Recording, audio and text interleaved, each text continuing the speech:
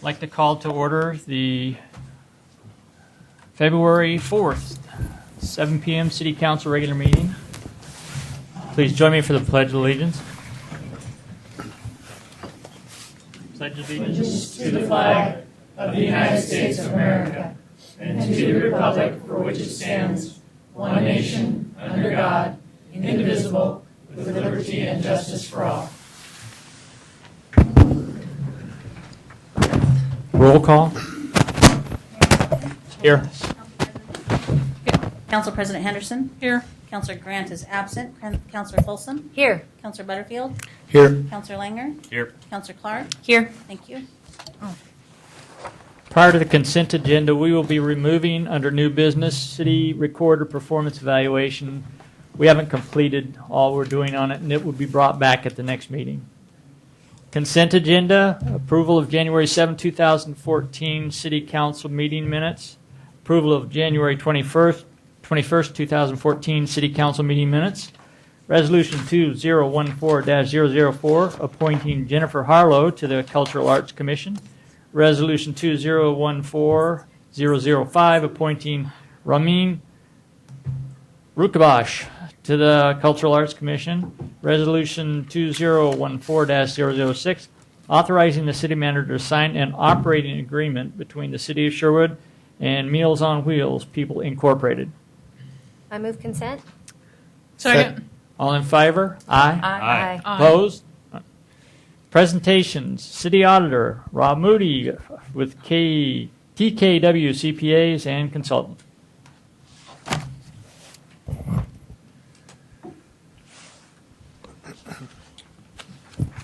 Thank you, Mr. Mayor and members of council. Appreciate the chance to be with you tonight and be on your agenda. I know you've got a full agenda tonight.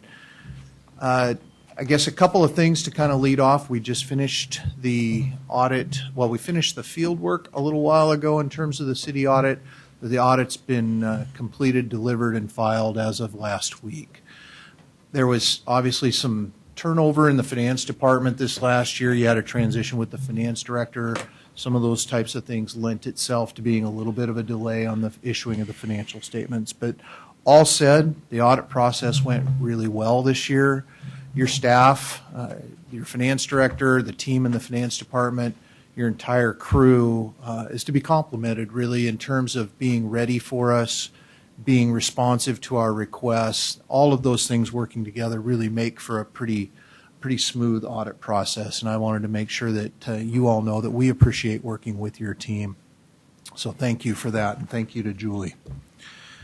A couple things then. I want to go over a couple of documents with you in just sort of at a summary level. The first is the letter to the City Council dated January 31, 2014.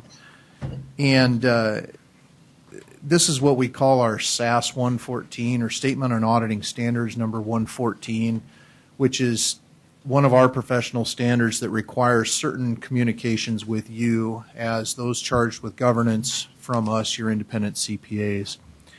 And by providing this in writing, we've met the requirements, but I'd like to go through this in a little bit of detail with you just to make you aware of some things. First, it talks about the responsibilities of both the city and us. It talks about the fact that the city implemented some new GASB statements. You can read those. I'm not gonna drag you through those GASB standards. It talks also a little bit about some of the estimates that are required to put together financial statements for a city. You can't put together financial statements for an organization like this without making some estimates and some judgments, and we concur with all of that on the part of city staff. Pages 3 and 4 of that letter highlight some audit adjustments that were necessary as a result of the audit. Working with staff, all of those adjustments were made and posted, and as a result, we're able to give you that unmodified or clean opinion on your financial statements, which is the highest level of assurance that we can give you in terms of being your independent CPA. And then towards the middle of that document, or the back of the letter, I guess, page 5 starts and talks about several new statements that are coming. there's a number of new GASB statements that will be implemented by the city over the next couple of years. Probably the one that's generating the most talk or the most buzz, if you will, in terms of government finance is GASB statement number 68. I call it one half of the evil pension twins. GASB 67, the first of that pair has to do, that's guidance for, say, PERS. It's guidance for the plans themselves. GASB 68 is reporting guidance for the member or participant governments. I guess I want to touch on three things with respect to this statement, and I'll be brief. But the first is, what it really requires is that the city will have to put its unfunded actuarial liability related to PERS, your share of the overall PERS liability, on the face of your financial statements. It'll be a liability. It'll likely be a big number. It's not much you can do anything about. The truth is you just have to report it. That said, it's not unreasonable to believe that that will have a negative impact on the reporting, just the reporting of your equity for the city as a whole. It doesn't have any impact on you at all operationally, and I want to be clear about that. But from a reporting standpoint, it's going to have an impact on how you report equity for the city. You're not alone in that. Every organization, every government's dealing with the same thing. The question I get asked a lot is, well, what impact is that going to have on our ratings? Everybody wants to know what's the impact by the rating agencies. From the conversations I've been able to have with some of those rating agencies, Standard & Poor's and Moody's, the impact is probably nothing because you're not alone. Everybody is going to be at the same playing field. Okay? The only thing that would negatively impact you as a city is if you had no idea what was going on with the standard and didn't implement it, and that's just not going to happen. In terms of implementing that guidance for fiscal year end 2015, not 14, there's a lot to be done. PERS is struggling with how to provide the information to the local governments. The audit community is looking forward to some guidance in how to audit that information, and the local governments are still looking for guidance in terms of how to report it. Everybody's working together. I got an email last night that there's a bill they're trying to introduce some legislation during this short session, and it looks like maybe they're going to get it done, that will allow PERS, the statutory authority, to actually generate this information and pay for it. Right now, they're statutorily prohibited from doing that. So anyway, everybody's working together on this, and I guess just stay tuned. There will be a lot more information to come. But that's GASB Statement 68 seems to be the one that everybody's talking about. So I wanted to make sure that you had a little bit of an update on that. Are there any questions about any of that or anything? I realize you're just getting these documents tonight. So the other thing I want to tell you is if you have a chance to go through these and at some point in the future you want to talk about it or you want to sit down for a few minutes, I'll be happy to do that. Just get a hold of me and we can either talk on the phone or have coffee or something. I'll be happy to go through any of the details that you want to. Okay, just one quick question. Why is the state doing that, or why are they requiring us to put that on our budget? It's actually not the state, Mr. Mayor. It's a governmental accounting standards board that's requiring it, and the thought process behind it is a true liability for pension out into the future that's been earned by employees and will continue to be earned by employees. So the fact that the liability exists,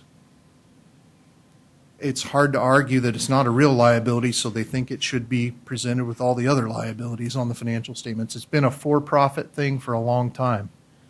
So governments are sort of catching up to that standard in terms of reporting. All right. Real quickly, in terms of the financial statements for the city, these are your financial statements. They're prepared by your staff. The only parts of this that belong to me are the two reports in there, the one at the beginning and the one at the end that I signed.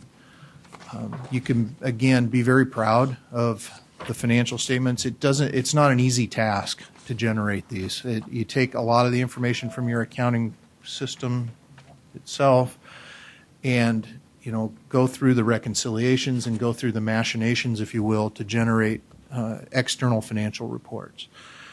So I want to call your attention to a couple of things. Again, our opinion at the beginning of the document, it's what we call an unmodified opinion, which, again, clean opinion means that we've done enough work to satisfy ourselves that there are no material errors in these financial statements. The document that, and I guess I could probably give you page references, that'd probably be helpful, huh?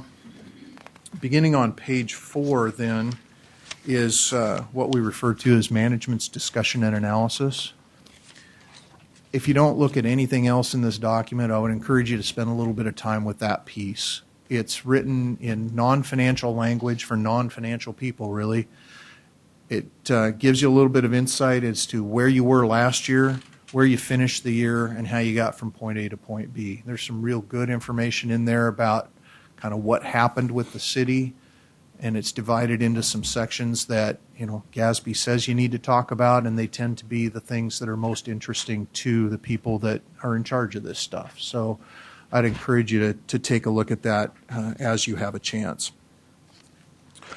Beyond that, the financial statements in terms of structure look very much like what you've seen in the past. There's no major changes to any of the statements with the exception of page 15.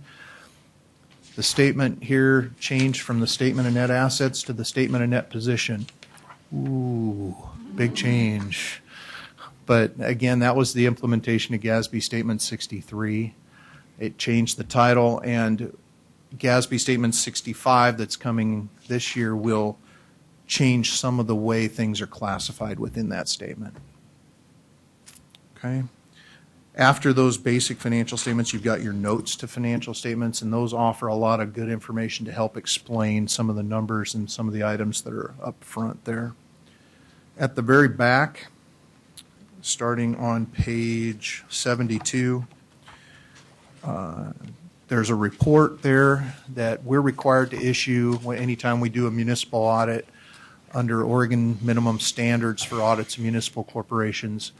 Basically, there's 7 or 8 required compliance items that we look at every year, and this is our report indicating that we had no exceptions in any of those compliance areas. It's things like, are you invested in the right things in terms of what investments does the city have? Any budget law issues? Did you follow purchasing requirements, et cetera, et cetera? And those 7 or 8 items are bulleted there on page 72. We had no exceptions at all, which might surprise you. That's less common than you might think. It's pretty common for us to identify a budget law violation, for example, that somebody overexpended their budget. We just didn't have any of that here, and again, that's a compliment to your staff and the work that they do. Are there any questions specifically about the financial statements themselves? Again, I realize you're just seeing this stuff, but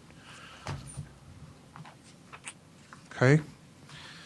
The urban renewal financial statements, I believe you also have, again, the same reports, same kind of documents are in there, so I'm not going to go through that one in any detail. Again, a clean opinion on the urban renewal agency. Finally, I'd like to end with this shorter letter that is dated also January 31st, 2014 to the council. And what this is called this is our SAS 115 letter. Everything's got a number with us. Go figure. But what this is required communications to you from us when we identify an internal control weakness that rises to a certain level. And the definitions are here in the letter.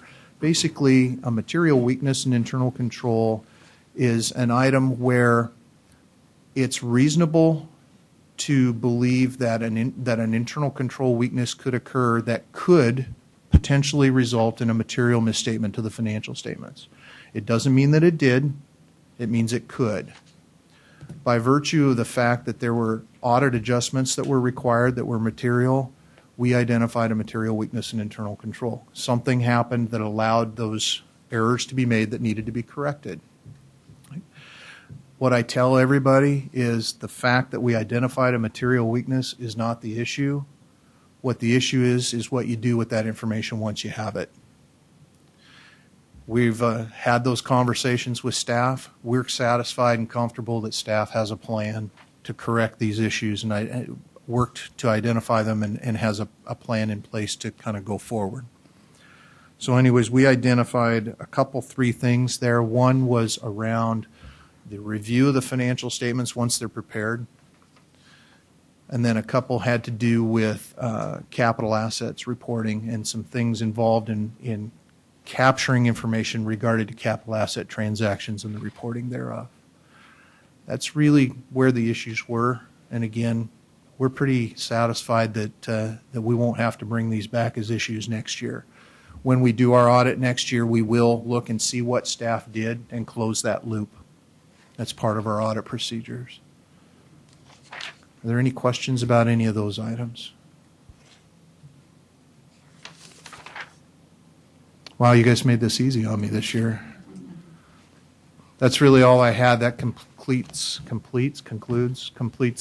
my presentation for this evening. Any questions from council? Council President? One, yeah. Back to the mayor's comment about the GASB number 68, which requires us to list our unfunded PERS amount. So that's a number we get from the state, right, from PERS.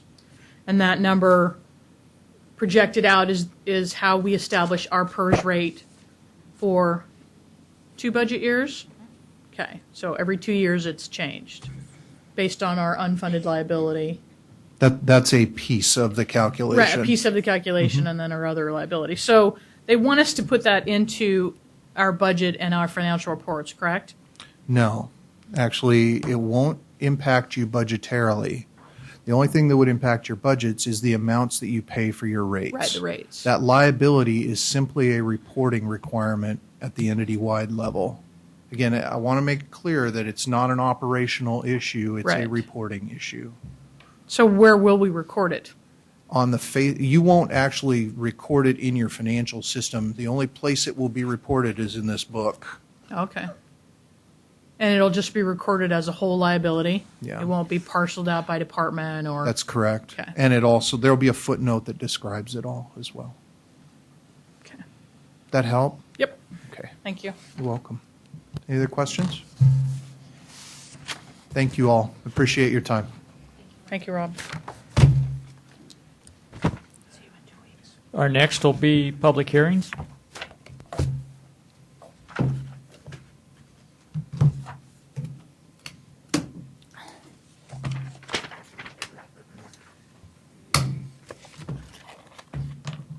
Mayor Michelle, prior to starting, I'll need to read the public hearing statement. Okay.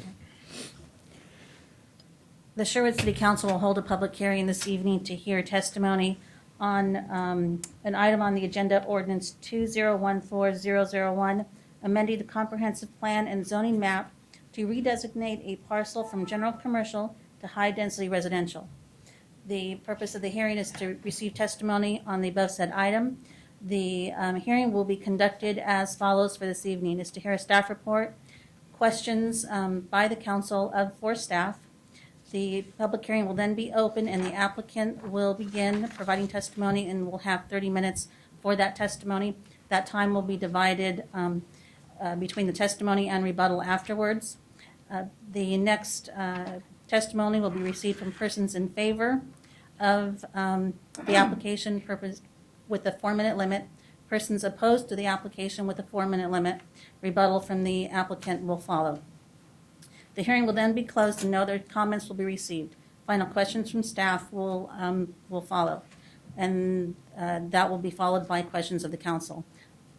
A decision may be made by the city council at the close of the hearing, or the matter may be continued to a time and date certain in the future.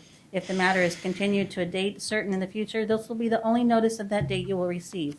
If you wish to speak, please fill out the testimony form and submit it to the city recorder.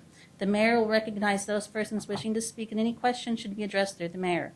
When you come to the microphone, please state your name and address for the record, as this hearing will be recorded. In deciding whether to approve or deny the application, the city council must consider whether the applicant meets the relevant approval criteria found in the city's land use regulations. Those criteria are identified in the staff report and are available in the room this evening. The written testimony and oral argument must be directed towards those criteria or other criteria the person speaking believes to apply to the decision.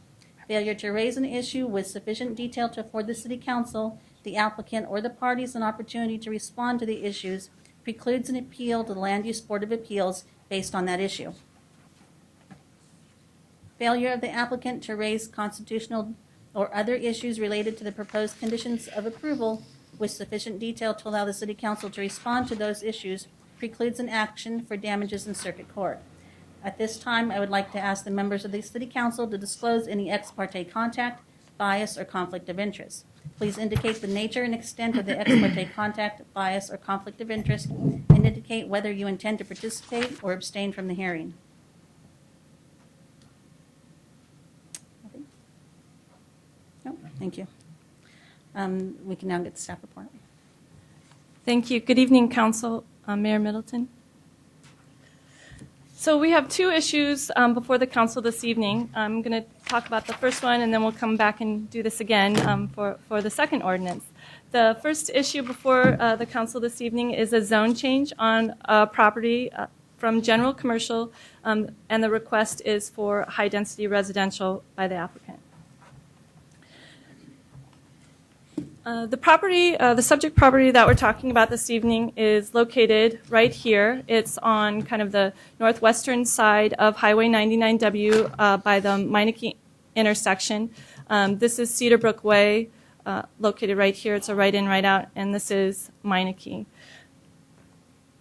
The property is about 5.77 acres, and it's relatively flat with about 2.75 acres to be developable. The site was originally part of a 3-lot minor land partition in 2005 with the development of the roundabout. So here's a look at our zoning map overlay of the property. Again, the property is located right here. You can see that surrounding property is some high-density residential to the directly to the east. There's a planned unit development, residential development to the west, and to the south is primarily zoned general commercial. And the high-density residential that's proposed allows for both single-family and multifamily units with a density of 16.8 to 24 units per acre, and this particular site would likely come in the range between 46 and 66 units. An example of some high-density residential properties that we have in the area is the Vittner townhomes that is directly kind of across the street. We have the apartments there directly to the east of that, and Sherwood Village is also zoned high-density residential. Got a lot of things going on here. So when we look at a zone change, we look at the criteria to see that it makes sure it complies with our local plans, the TSP, our current development code, and the comprehensive plan. There needs to be an existing need for the uses and the zoning that's proposed, that the application is timely considering the pattern of development, and other lands just are not available for the use that the applicant has proposed. Taking a look at that in a little bit of detail for the city, the current commercial property is 130 acres within the city. About 28 acres are available, or roughly 22%. The table is the dark orange is the existing, and the vacant is the lighter orange. When we look at the high-density residential, there's approximately 121 acres within the city, with about 10 acres are vacant, less than 8%, and roughly there's no property of this size, proposed size, that's zoned high-density residential that's vacant at this time. Here's a zoomed-out look at the city with vacant residential, not just high density, but very low density, all the way to high density within the city, and also a portion that's not in the city yet. The Brookman area down here has some larger parcels that are also that could be available within the urban growth boundary, as well as this property up here. But you can see that we have quite a limited amount of these larger parcels available for residential development currently within the city. Here's a look at the vacant commercial properties, generally located along 99W and on both sides nearby this development. Also, some of the criteria that we look at with the comprehensive plan amendment is there some transportation planning rule consistency, and we look at the different comprehensive plan policies that would affect this zone change. So some of the comments that were received at the Planning Commission hearing that we had in December were generally supportive or neutral from the zone change from commercial to residential. Because in this case, the commercial property the current property is located away from 99W, and it doesn't have the eyes on 99W that generally commercial properties would have. Also, we heard from people that they like the idea of a less intense development nearby other residential properties, and that this kind of fit the bill. There were some concerns about traffic, but when that was the traffic reports that are in your packet materials show that less traffic is generally generated in residential uses over commercial issues. Also, parking issues were raised. We all know about the situation with the parking along that area. And although the parking issues are raised when we get any development would have to comply with our current parking requirements, it's not an issue that directly affects whether a zone change is applicable at this time. And once an application comes in, they will need to be compliant with whatever regulations that we have in place for parking, and it will be addressed through that application process at that time. Also, the school capacity issues were mentioned at the hearing as well, and by state law, we cannot mandate really whether that is part of the decision-making process. We have been working closely with the schools so that they know what development is proposed in the area and whether it's an issue that needs to be addressed system-wide throughout this entire school district and the capacity issues for the whole area.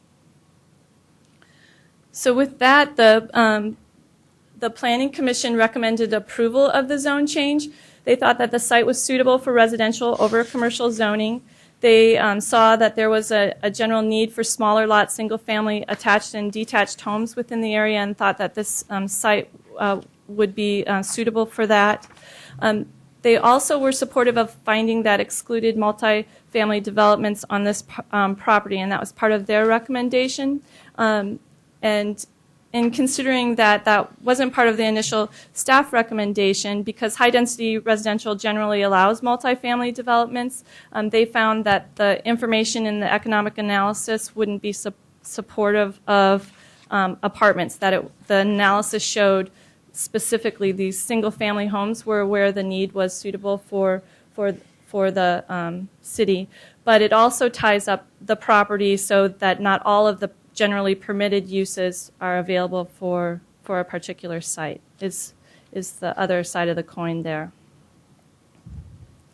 With that, in your packet materials are the proposed ordinance and also Exhibit 1, which is the Planning Commission recommendation.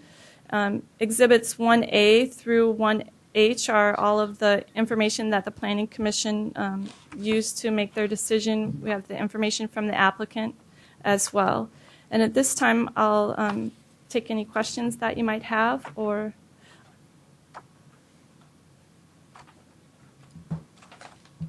Any questions? No. No? Maybe later. Okay.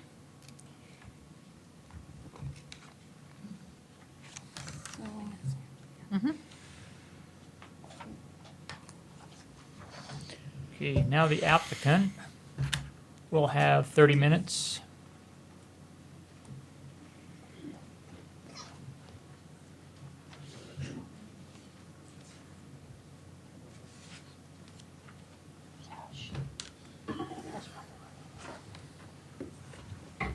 Good evening. My name is Mike Serbone. I'm a land use planner with Cardno. I have with me this evening Bill Reed, who's an economist. He'll talk a little bit about the need. We're just going to talk to you right now solely about the zone change, why we feel that's appropriate, and be available to answer questions. The zone change is a little more straightforward than the other applications for you this evening. We're able to actually look at your comprehensive plan. We're able to measure things in your community in terms of what the trips from the site will be and look at what the needs and aspirations of your community are, and then set a pretty straightforward situation before you for you to look at and consider. The text amendment is much more up to your discretion and how you feel that fits in with your community. So the zone change is more straightforward. I'll go briefly over the transportation piece. As Michelle said, what we did is we looked at the site and we analyzed it for the transportation planning rule. And so the transportation planning rule in the state of Oregon requires us to look at the property, and we need to assess the property for what the reasonable worst-case scenario for development that could occur on the site under the current zoning, and then we look at what the reasonable worst-case scenario of what could occur on the site under the proposed zoning. So under the existing zoning, it's commercial. We looked at a 0.25 FAR, which is a floor area ratio on the site, and we considered essentially a commercial shopping mall with a fast food restaurant tenant. Under that approach, you're going to have significantly more trips in and out of the system at the PM and AM peak hours than when you would have a traditional residential development. Under the residential development, we looked at, I believe, 66 residential units on the site. So that's kind of the first test is if the zone change is approved, is it going to break your transportation system or make your transportation system function outside of what you've anticipated in your transportation system plan? And so under that review, it does not force your system out of whack. And that was confirmed by your staff as well as the Oregon Department of Transportation. The second piece, which Michelle had a good graphic up there, is it appropriate? Do you have enough commercial zone property in your community right now? Do you have enough residential zone property in your community right now? Do you need additional residential zone property? And so Bill is going to talk a little bit more about why we feel that that's appropriate. And then I'll finish up with some of the locational factors for why we believe, as you've seen in your community, the site has not developed since right along 99W. So I'll let Bill talk a little bit about the need. Mr. Mayor, Council, thank you for the opportunity to speak about the proposed zone change before you. Basically, my charge was to take a look at over a standard 20-year land use planning period, what type of residential land needs are you looking at, particularly from the standpoint of for sale home ownership, whether it's attached type row houses, townhouses, that sort of thing, or it's detached single-family homes, but for sale home ownership. And under conservative assumptions over a 20-year period, the city is looking at the majority of new population, new households moving to Sherwood looking for homes for sale in the income ranges of $35,000 a year at a low to as high as $100,000 a year. For a typical home price for sale, those households would be looking for homes that are priced as low as $150,000, which would typically be an attached type housing, housing unit, and on the high end up to a $400,000 single detached single-family home.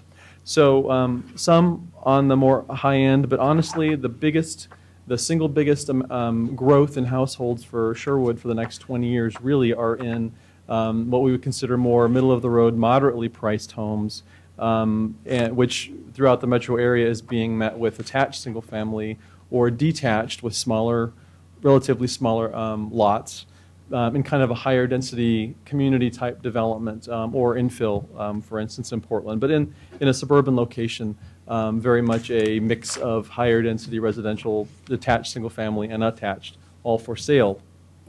Over the next 20 years, roughly 780 housing units for sale will be needed in the city of Sherwood to meet that demand for households who would be looking to buy here during that time period.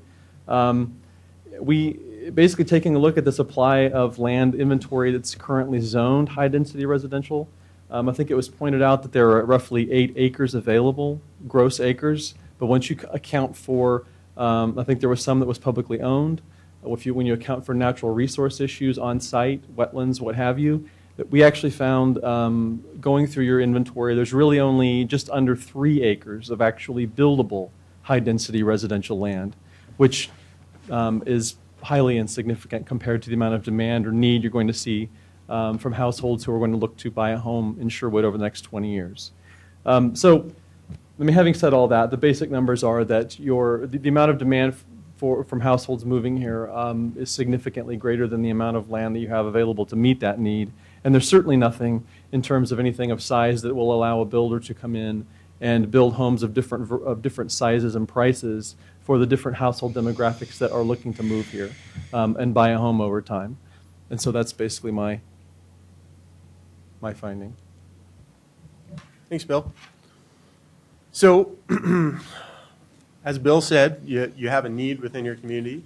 The types of folks that are looking for that type of housing are going to be folks that are small families that are just starting out looking for entry level.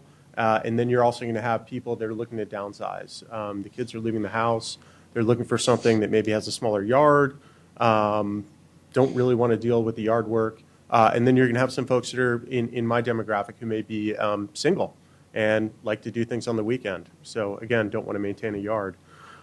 So the other application that's here this evening, and we'll probably spend a lot more time talking to you about that one, because again, it's not as straightforward and there were more concerns raised at the Planning Commission, is the text amendment for the planned unit development.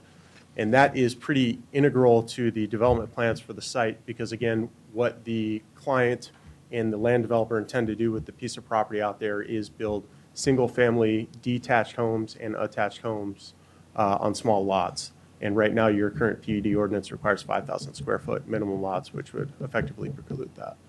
So in summary, there's a need for the use within the community. You guys have a demonstrated need for those types of residential units. The location of the area, as noted previously, is directly next to high-density residential. It's an area that's screened from the 99 corridor. It's not an area that many retailers or restaurateurs are going to want to open up a business because it doesn't have that access and visibility off the corridor. And I think that's why you've seen it vacant for as long as you have. It has good infrastructure right up to it. It has about as good an access as you can get off the 99 corridor. And again, it's sat vacant. And that's because we believe it's more appropriately developed in a residential manner. The high-density residential, if you look at existing residential development patterns in the area, it makes sense based on what's adjacent to it, and then you look at the gradation of density as you move out further to the north and to the west. So with that, we're more than happy to answer any questions, or we can come back during the rebuttal and answer questions.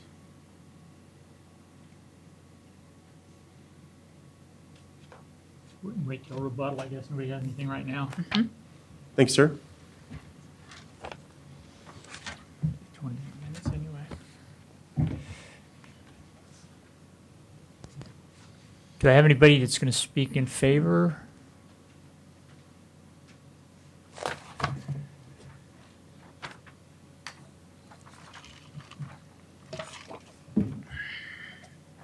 Mara?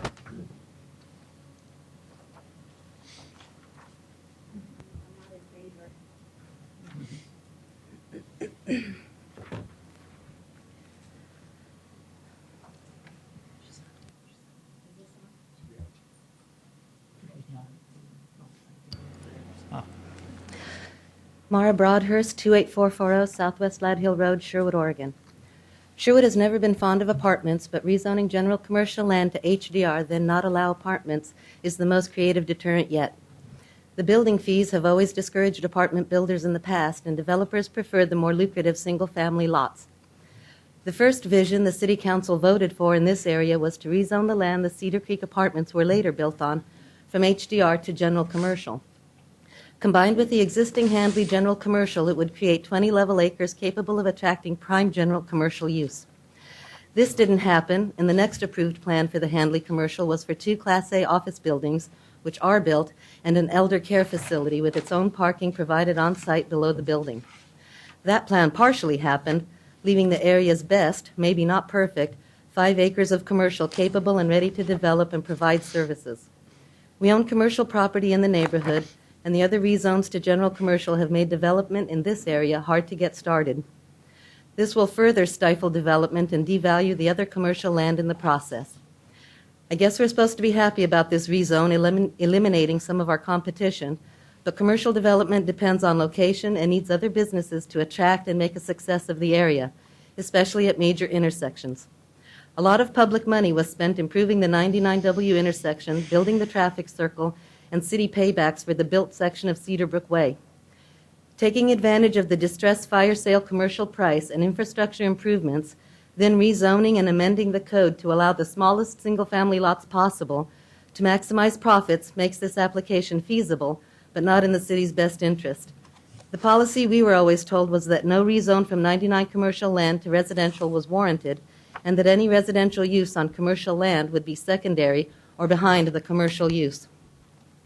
This rezone changes what the improvements were built for and the existing bonded for residential inventory. Does this impact the ability of land already zoned residential in the area to develop as before?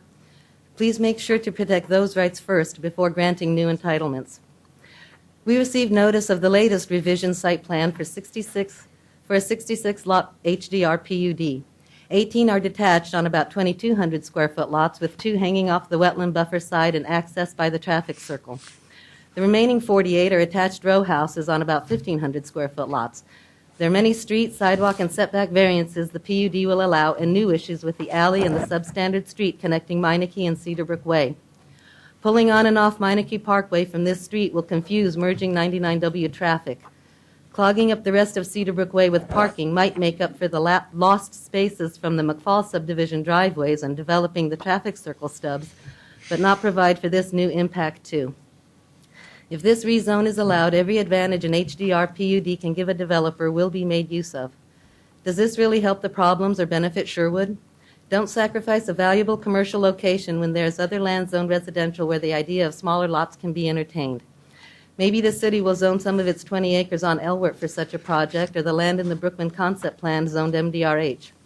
Wasn't any land in the recently annexed UGB land around Edie and Elwert zoned for a higher density where a smaller lot PUD could be allowed? This rezone will increase the area's problems and make them permanent. Smaller lots should be allowed and planned for, but not here. Please keep the best 5-level acres of commercial in the area most likely to develop next, with greater benefit to the city and its citizens than an overcrowded subdivision in an overcrowded neighborhood with no amenities or retail services. The schools are studying the problems. What did the police think of the overcrowding? Will this need immediate calming? How will we protect Cedar Creek from yet another plat that shows more houses on the wetland side of Cedarbrook Way? The Handleys donated pristine wetlands for all people to enjoy and always hoped for an Olive Garden. Thank you. Thank you. Do I have no other comments? Call for the rebuttal time. Close the public hearing? Or- Yeah. Do you need to close it? Public hearing's closed now? Or no? No. Did we ask for anybody in opposition? Yeah. Ask for I mean, both. in favor? Ask for anybody. Okay. That's all we got, yeah. Go ahead. Thanks, sir. So understand Ms. Broadhurst's concerns.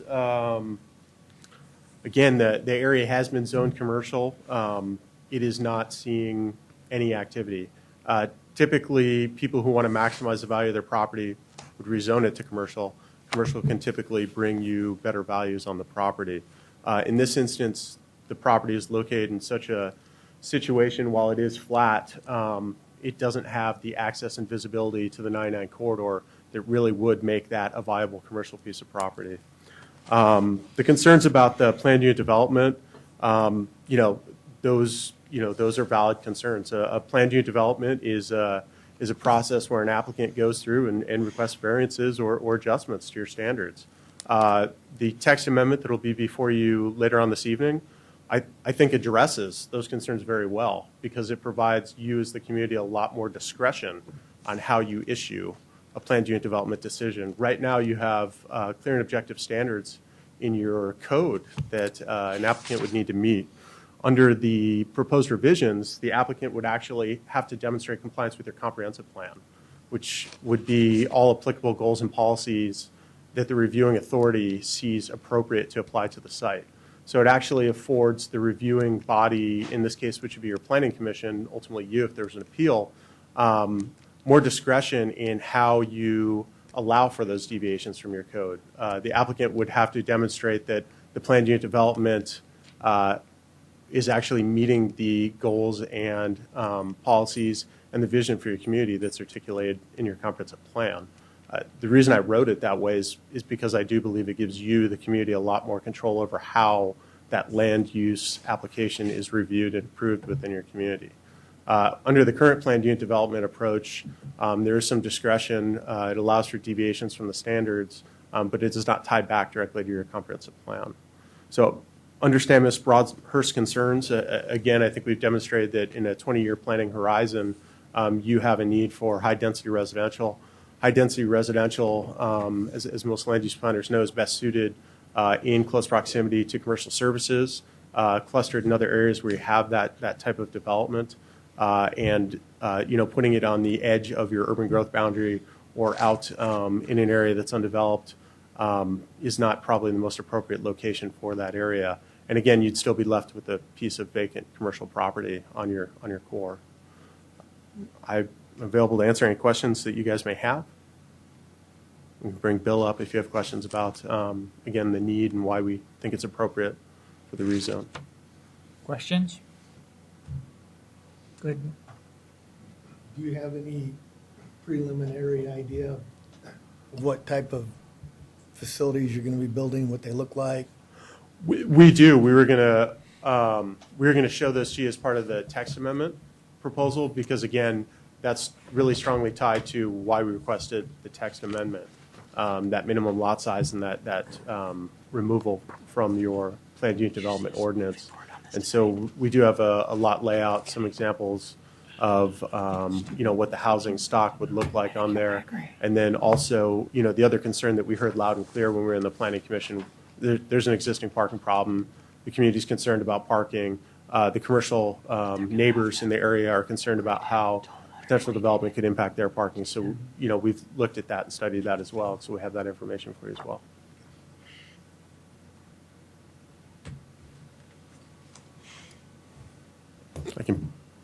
Any other questions from council? Do you have any questions from her? Or just bring it back to council?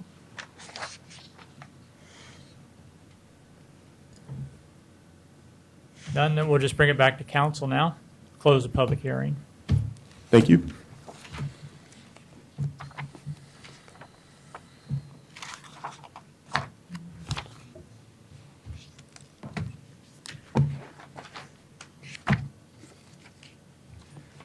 Matt, do you have anything? Bill? Nope. Linda? I have a question. Michelle, maybe you can just remind us or remind me. So when I look at the map, this map actually, so it's page 129 for the council, which is this map that talks about all the available zoning. One would wonder why general commercial didn't go in the site where Cedar Brook. Should have been flip-flopped. Yeah. And so, was there a zone change request for that high-density apartment complex that's there? Because as you think about how commercial development develops, obviously they want visibility to, street access, visibility from the road. And so I was wondering if you could recall, or maybe Julia, why that was not, as the mayor sort of implied, it would have made more sense to put residential near residential and then potentially put, commercial services for those residential people who could literally walk instead of, get in their car. So if you could provide some history, I'd appreciate it. I reviewed the original notice of decision, but I don't recall whether there was a zone change request with that or not. And I've been here since 2005, and that's been zoned that since 2005. High density? High density residential. Okay. I don't recall in the background review. I just don't recall, but I don't believe there was a zone change, but I'm not sure. Okay. So there was at one point a development that was going to go in there that included an assisted living facility, correct? Right. In 2008, we received an application for an independent living facility for seniors that would be on one site for that. and that received approval through the Planning Commission. It was a conditional use permit that the property was then acquired by bank-owned, and no development occurred since that, and the land use approval expired Right. last December. And those types of senior facilities are not an approved use in a residential zone, correct? It would be considered a high-density residential It use. would be allowed in that? It would be conditional. The springs Right. over there is on high-density Same residential zoned land. It is a conditional use. It would be the same kind of conditional use permit that. Okay, because they we looked received. at this similar industry over near the tannery, and we're told that, That was an issue where that property was zoned industrial, and they were trying to change it to residential or commercial. I can't remember honestly, but that was a different issue. okay. So I believe they were trying to change it to residential, high-density residential. Okay.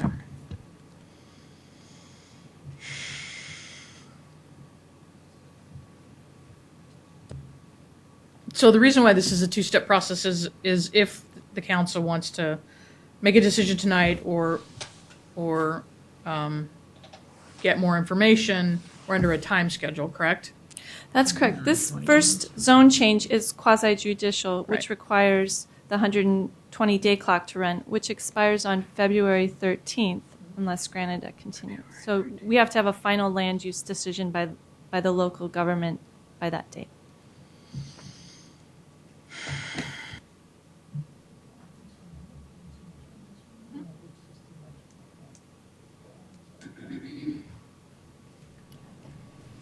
Do we have any, yeah, oh, I'm sorry, you're yawning, that's why. I know. It's been a long day. I guess I have more of a question about trying to understand what happened at the Planning Commission level. Why would they not recommend or recommend this without apartments? Do you recall?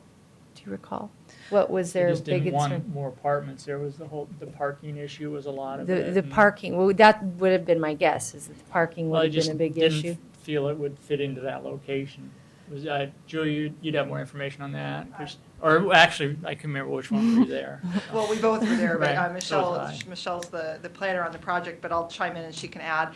My recollection was that I think that the market analysis that was done demonstrated a need for the type of product that they're proposing, Right. which is a small lot, single-family development. And because of the way the process works, they have to come back in, through the land use process for a PUD. And there was just some concern about, well, what happens if we change the zone? And we've been sort of sold this as, a product that we generally support, but then something happens and someone else wants to come in for an apartment development. So there was just kind of a concern about the timing of how everything is going to work, and the fear that things could change and someone would then come in with an apartment. But there was even talk about that if they did, you can put that in there, but, I mean, you can say no apartments, but at that look, they were discussing that the whole time, if you can put that in there or not, too. Right. Yeah. And Michelle, do you want to add on to that, or? Not really. I think that the evidence that they reviewed was really specific to the product that I think that the Right, applicant right. was interested in promoting. And so they wanted to know, have some knowledge of what they were going to get with that zone change potentially, and with more certainty. So I hear what you're saying is that economic factors would likely not support, or the applicant did not believe that they would support the apartments, and so they were fine with having that recommendation, follow the application, and that's okay? We can do that? Yeah, I'll say I don't know that the economic conditions didn't support it. The economic conditions didn't address it. So okay. I think that's the difference. And yes, we absolutely can do conditional zone changes. We have in the past. It is awkward. You have to have a map. For instance, we did one several years ago, and we have on our zoning maps, we have, C ordinance, whatever it was, so that you would know to go look at that ordinance. But it's not perfect, and it requires some institutional knowledge to remember to keep that on the maps. And so it's certainly not ideal, but it is done, and it is certainly legal. So I guess my question is for staff, if just like the previous applicant and it expired that President Henderson just talked about, if we're changing the zone because we want it to develop and it's been sitting vacant as a commercial lot, do we want to make it that restrictive? How do you feel about that recommendation from planning? Well, staff didn't initially recommend that exception. It was the density would be the same regardless of Right. of what type of use. And I think in this circumstance, providing the option, we have the option that's permitted generally in the code is the acceptable resolution to allow all of the varieties of housing type, because you still have the same density. Right, the density doesn't change. So traffic and parking were the big concerns. Correct, Mayor? Well, that was part, they didn't even come with an apartment. Nobody even applied. There was no proposal for that, so that was kind of later down the road, somebody brought that up. But- Not having. Well, the traffic was just generated for the residential use with the density amount that could be put on that. So regardless of whether it's apartments or the high-density residential, I think is how the analysis was for that particular site. It was based on number of trips and the number of units that could be on that site potentially was the analysis. Okay. One more quick question. I couldn't tell from the map that you had up here with the commercial zoning. Would you like me to put that up? Down? Yeah. Does it continue down 99 along that corridor? Yeah, the commercial zone Basically everything. Yeah. That's That's the general commercial, and the property south there is what we know as the Elks property, and that's zone low density residential. You can see there's a few smaller properties on the other side of Meineke that are also zoned general commercial, and then it follows some residential, some office commercial, and we have the planned unit development that's zoned office commercial with the condominium live work units, Woodhaven Crossing, I believe, some vacant parcels that are that look like that might be office commercial and high density residential. It might help also to put up the zoning map. This is the vacant commercial, so Right. it makes it look like there's, this little island of commercial. But if you look at the overall zoning map throughout the city, you can kind of see a little bit more of a flow of the commercial. Yeah. So this has been zoned this way at least since 2005, and it has not had. It had a potential applicant with the the adult independent living. See? Correct. Okay, I'm done.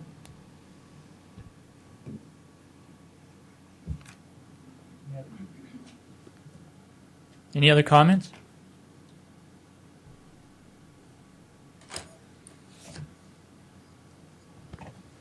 You want to make a motion?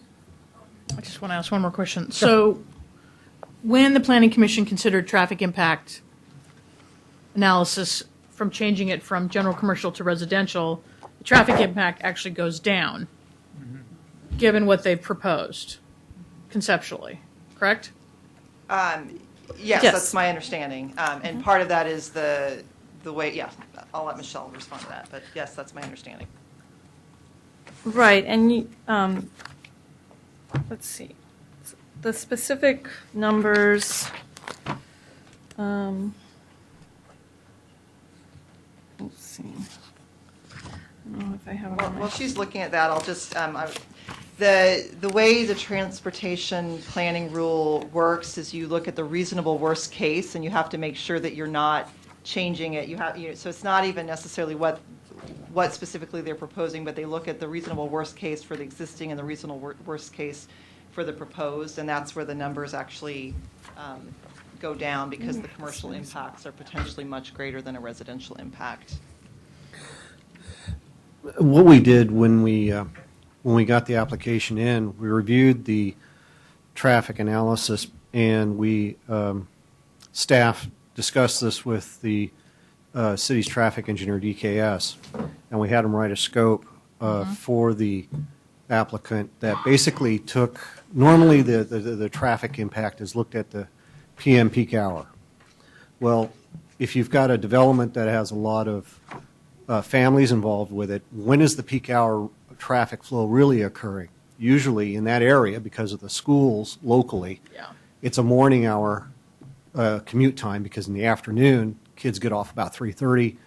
Then the work traffic flow is later on, which is still less than that peak hour during the afternoon.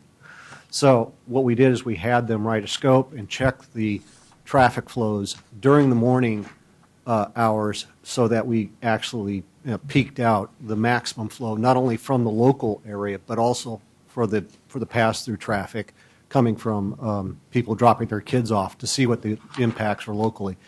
And it still came up less than what it would be with a commercial.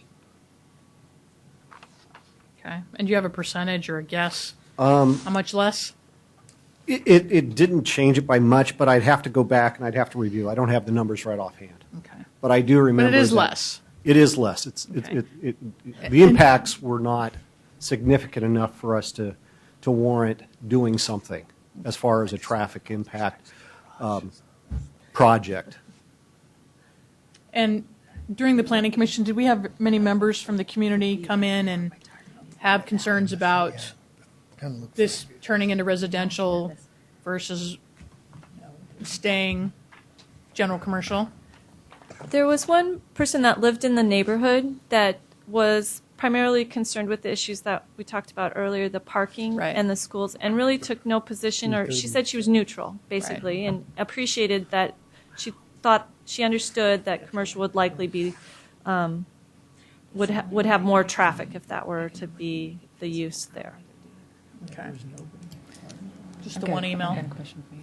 And I read a letter from a resident that was concerned about the parking issue, not the traffic issue, the parking issue. And when they apply for the PUD, they will have to follow all of the codes for the parking issues, to address the parking issues as addressed in the codes for the city of Sherwood.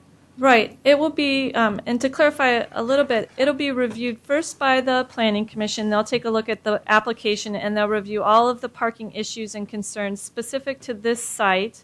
And there'll be some minimum parking requirements that they'll absolutely have to meet, especially since we understand the situation here.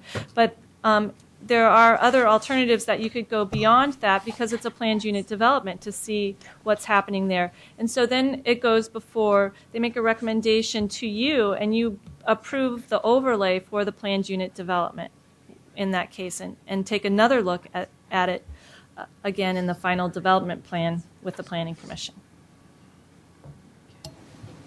I've got another question. So since it will go through that planned unit development, is there a necessity to put a cumbersome attachment of the no apartment on it, or will that be addressed in the PUD process? It could be if they if that scenario is if the planned unit development doesn't go through, and so if there were to be another applicant or another developer coming in that could have apartments, it wouldn't have necessarily have a planned unit development process. Okay. Can I also add, though, that if the zone were to change to high-density residential and the developer or owner went away and you didn't have a caveat that said you can't have apartments, and someone came in with apartments, you're still not going to have the parking issues that you have at the Cedarbrook apartments, because we've changed the parking standards, partly in response to the issues at the Cedarbrook, am I saying that right? Cedarbrook apartments, to now require guest parking. So it still may not be ideal, but you're not going to have the same amount of parking issues. So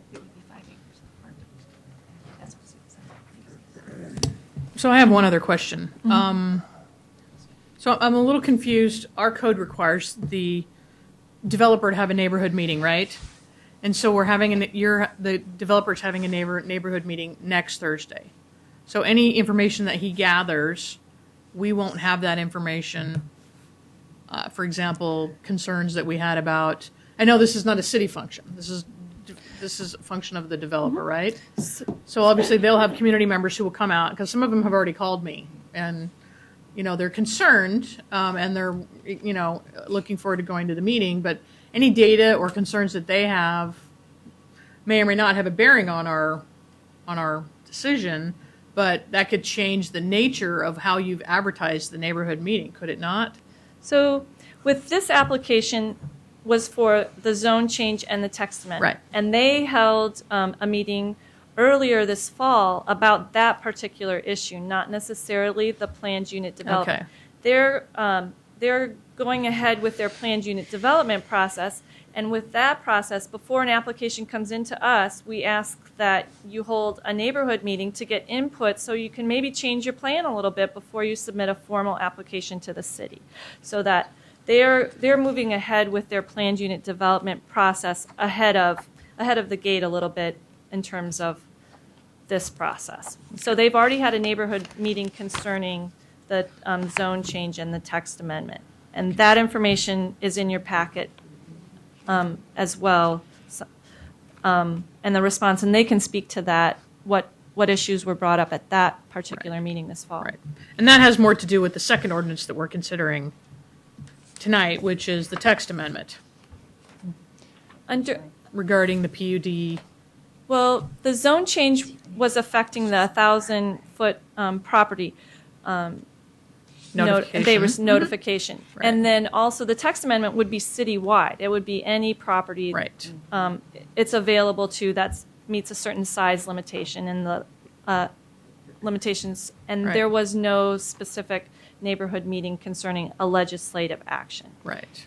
But the neighborhood meeting that they are doing next week, so they're doing these two actions to basically allow them to come in and submit a land use application for what they really want to do, which is what the neighborhood meeting is for next week. Is okay. Now we're sort of hoping that we get through the council process, and we're wanting to submit something soon, so we want to have a neighborhood meeting. And to me, that's a good indication that they probably will not walk away from the property. So.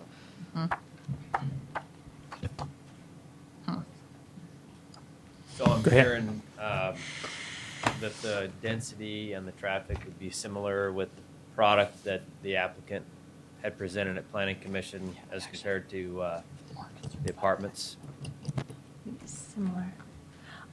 I believe so. It's the similar amount of number of trips would Yeah. be the same. And I'm also not- hearing a little does bit it of have a interest different- amongst council, perhaps not to include that restriction on the property for a variety of reasons. Do we have a copy of the ordinance prepared for tonight that doesn't include that restriction? Or So are we the gonna have to ordinance that amend you it? have before you refers to the findings of the Planning Commission recommendations. So in the language that in Exhibit 1 includes, the first paragraph kind of talks about what happened at the Planning Commission and their recommendation. So if you were to strike that provision from the Planning Commission Exhibit 1, that would clarify the issue. So, yeah, I'm going to Read that out loud, Michelle.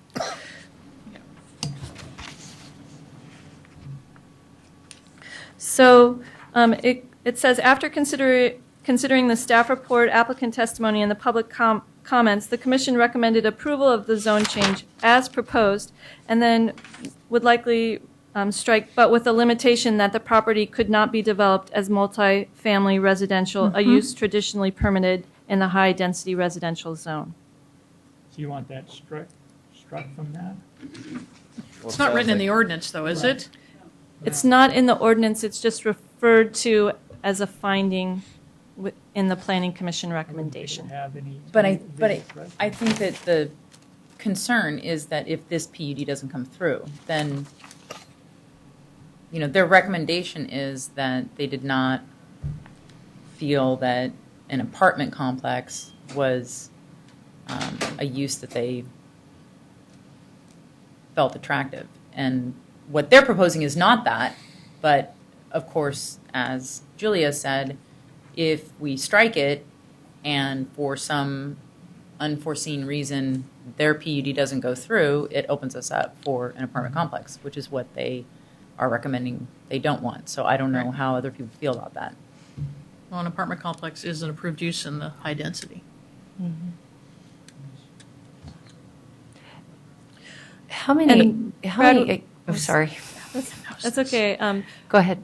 The voice behind me recommended that I say in the general commercial zone, also apartments are a permitted Yeah, use that's true. as secondary. Oh.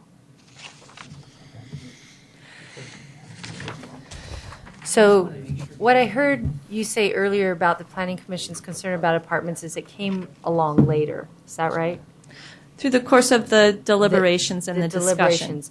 Did it come from the commissioners then discussing with themselves? I'm just trying to understand. I wish I'd been there. Do you remember?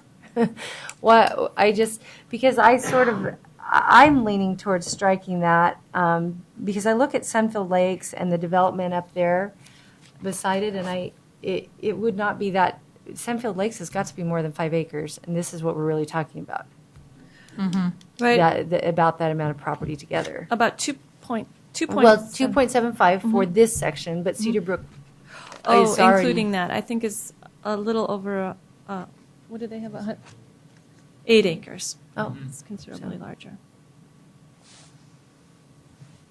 I just am looking at an area of community that I have a lot of friends in, and it's really nice. I like it. Walk there all the time, run there all the time. So I guess I'm trying to understand the concern. Well, yeah, and as it's zoned today, you can put apartments there anyway. Anyway. So Right. I don't see the value in us jumping through some hoops to Yeah, restrict the consolidate land anyway, use when yeah. you can already do it today. They're not asking to put apartments in clearly, but why have staff go through jumping through the hoops and mess around with it? Just approve the zone change, clean, and move on. Right, and I'm sorry, Councilor Folsom, I didn't have my mic on, but what I had said, if it didn't come in, to Councilor Langer was that Yeah. the zoning, the way that it is right now, accepts the apartment. Right. So, I don't know if planning talked about that, but No. maybe they didn't No. have that information piece or weren't thinking about that information piece. And so since it's already allowed in the zoning that it's in, I think to strike it makes sense because we're not changing the way that it's already coded. It's already an approved use. It's already approved. So if I make a motion to read, caption, and adopt this ordinance, do you want me to, in my motion, to strike the condition or limitation that the property not be developed as multifamily residential, as listed in the staff report? I think That sounds- so, yeah. Is that what you want That me to sounds do? good. Okay. May I? Yes, and I would, before you do that, I would just Okay. add and confirm that even though we've posted the ordinance with that, under your charter, we've read the change aloud, and that permits us to make this change this evening. Okay.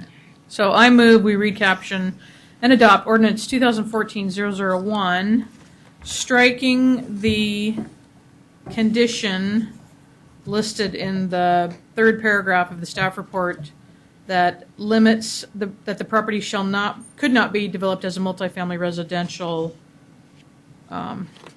development. And so the ordinance is amending the comprehensive plan and zoning map to redesignate a parcel from general commercial to high-density residential. That is my motion. Second. Ordinance 2014-001, amending the comprehensive plan and zoning map to redesignate a parcel from general commercial to high-density residential. Counselor Clark? Aye. Counselor Langer? Aye. Counselor Butterfield? Aye. Counselor Folsom? Aye. Counselor Grant is absent. Council President Henderson? Aye. Mayor Middleton? Aye. Thank you. Thank you, Michelle. Thank you. But don't go anywhere. I'm glued to my seat. Harder part. You need to read again? Does anybody need a break? No, go ahead. She's got to read a new one. That's- Mayor and council, the next item is legislative item, so the public hearing statement isn't really necessary, but you should gather public comment. You want to read? I read the ordinance title anyway.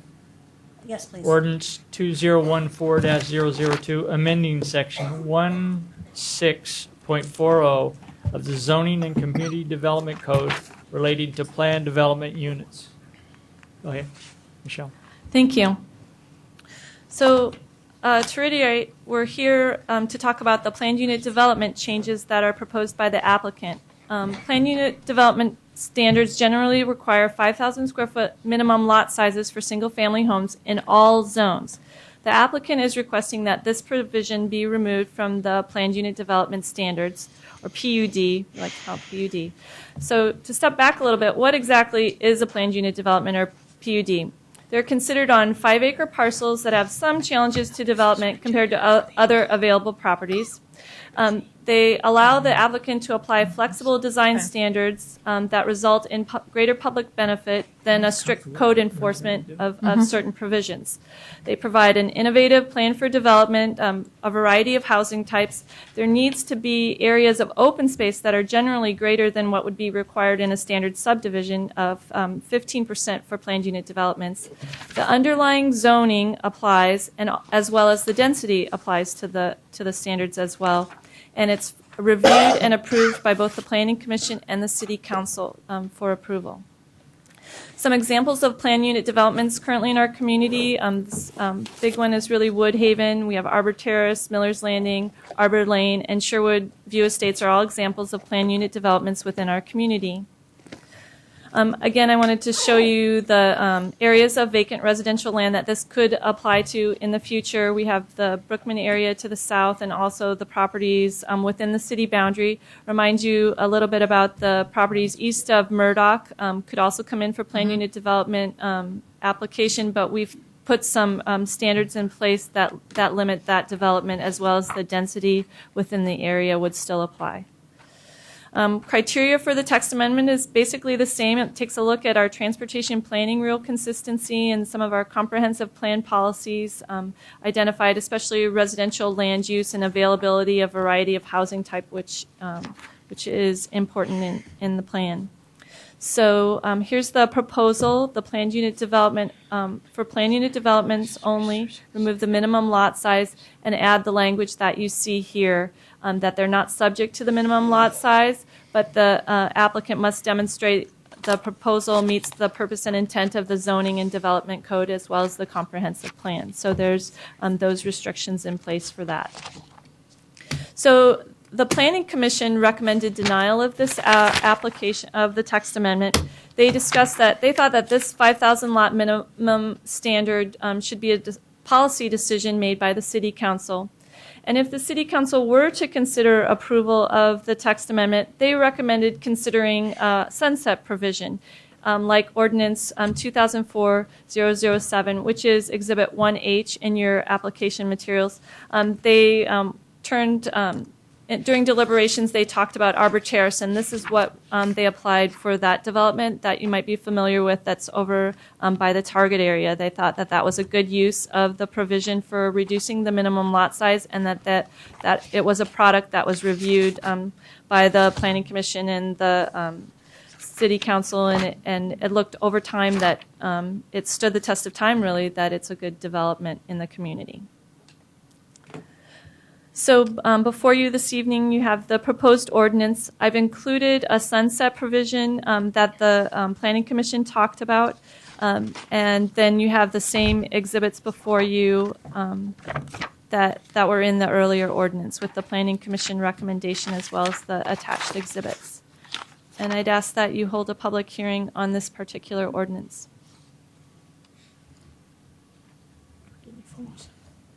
Okay. Okay, we'll go ahead and open the public hearing. Oh, we have one coming up. Start raising your hand. I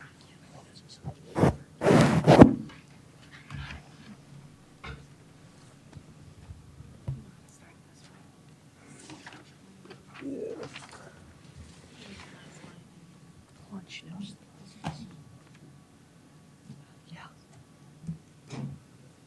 Go ahead. Good evening, Council. My name is Mike Serbone. I'm a land use planner with Cardno, and I'm here this evening now to talk to you about the proposed planned unit development text amendment. As I alluded to earlier, the zone change is something that can be measured. We can put a very good case in front of you. The text amendment is something that's much more of a value judgment. This is, there is no right or wrong answer in this instance. What we did is we looked at the opportunity to provide for some different housing opportunities than what you currently have in your community right now. It's something Mr. Tiemann, Andy Tiemann, is with me, and he's the contract purchaser and ultimately would be the person responsible for developing the property.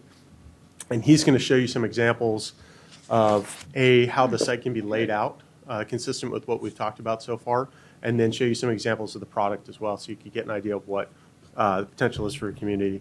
I want to start off by saying I practice what I preach. So I live in a house that's 15 feet wide. My lot is 25 feet by 100. So I live on a 2,500 square foot lot. I describe it sometimes as a single wide double stacked. And essentially what it is, it's 1,600 square feet. I have 3 bedrooms. I have 2.5 baths. I have a living room. I have a dining room. It's comfortable. It's perfect for me and my girlfriend, my dog, and my cat. My entire front yard is edible, so it's all fruits, vegetables, raised beds. The backyard is large enough for my dog, and I live within close proximity to a park where I can go take the dog to run and get some open space. So you have somebody before you who understands what a small lot looks like and how that can be developed and how it works.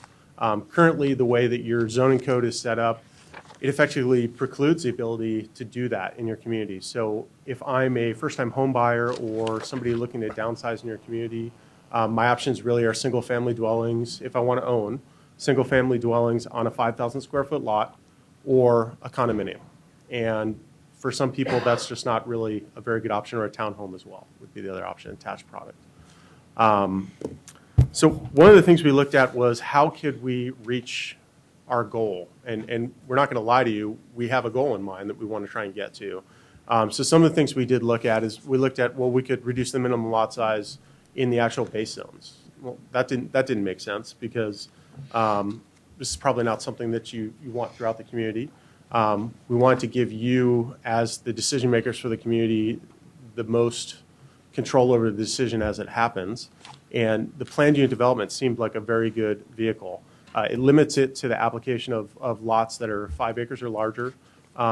Typically, it limits it to properties that have natural resource issues or weird configurations. And what we proposed to do with the actual text amendment by removing the lot size was to put as much decision-making authority in your hands as we could. And that's why we tied it back to the intent of the zoning code. So the actual base zone, so you'd have to go and show findings on how the proposed development is consistent with the intent of that base zone. And then we actually proposed for it to be consistent with your comprehensive plan as well. As you guys know, a comprehensive plan is your goals and policies. It's a very broad policy document, and so it gives you a lot of latitude in interpreting what that document means and how that applies to each development that comes before you. In this instance, Michelle gave a good example of what's going to happen. If you approve this text amendment tonight, what we intend to do is submit a planned unit development. That planned unit development would go before staff. They'd review that application, make sure it had all the basic components that are required. Staff would interact with the applicant, maybe encourage some revisions to the plan. And then what would happen is there would be a public hearing before the Planning Commission. There'd be notice mailed out to adjacent property owners. Those property owners could provide testimony in a written format, or those neighbors could actually come and participate at the hearing. I don't think we got the full 30 minutes. Is it all right if I keep on talking? That was. I'm sorry, Julie, is 30 minutes louder? This is a legislative item, 4-minute comment? It's really actually up to you. Generally, because it's an applicant, at the Planning Commission level for legislative amendments, they let the applicant do the 30 minutes, and then just like a quasi-judicial. But it's not quasi-judicial, so it is up to council. What would you like? I think we ought to be consistent with the planning. Mm-hmm. Yeah, we'll go ahead. Just keep going. Thank you. So that application would be posted. There'd be an opportunity for input. So community members could articulate their concerns in a written format. They could come in person to the hearing. They can go through the comprehensive plan. They can look at specific policies that they feel support their position. And that can then be brought to the actual decision makers, and used decision makers can weigh the different policies in the comprehensive plan and, apply a significant amount of discretion to the review of the land use application. It's very different than what you would see in a typical staff level decision where you have clear and objective policies where you meet. It really is going to be put in the Planning Commission's hands to make a formal recommendation to you guys to make sure that you're comfortable with it. So the concerns that we've heard regarding parking, potential aesthetics of the buildings, the layouts of the buildings, and any deviations that may be requested for, say, a setback or a lot coverage or something to that effect, they're going to have to go through and justify why they think that's appropriate and how their design mitigates that.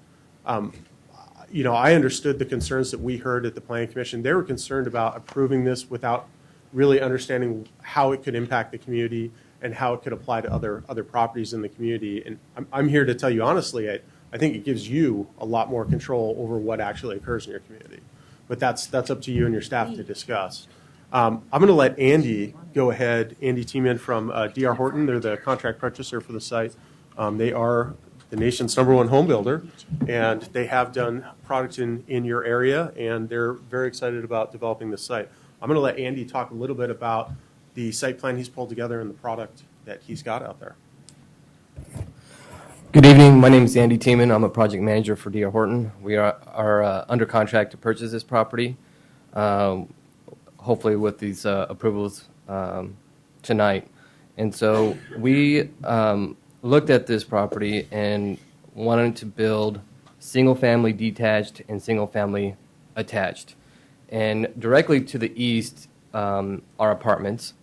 And to the west of our site are single-family detached. So we wanted to kind of have a transition from the multifamily apartment development and have an attached, single-family attached along the apartments, and as we go further to the west, have a single-family detached housing.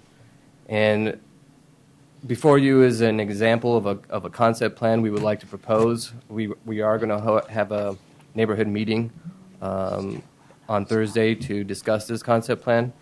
And if the text amendment gets approved tonight, we would like to move forward with the application for this PUD. So we looked at this site. This is our concept plan we would like to build. When we first originally looked at it, with the restriction of having a 5,000 square foot lot, we really struggled being able to build a fee simple single family home because of that restriction.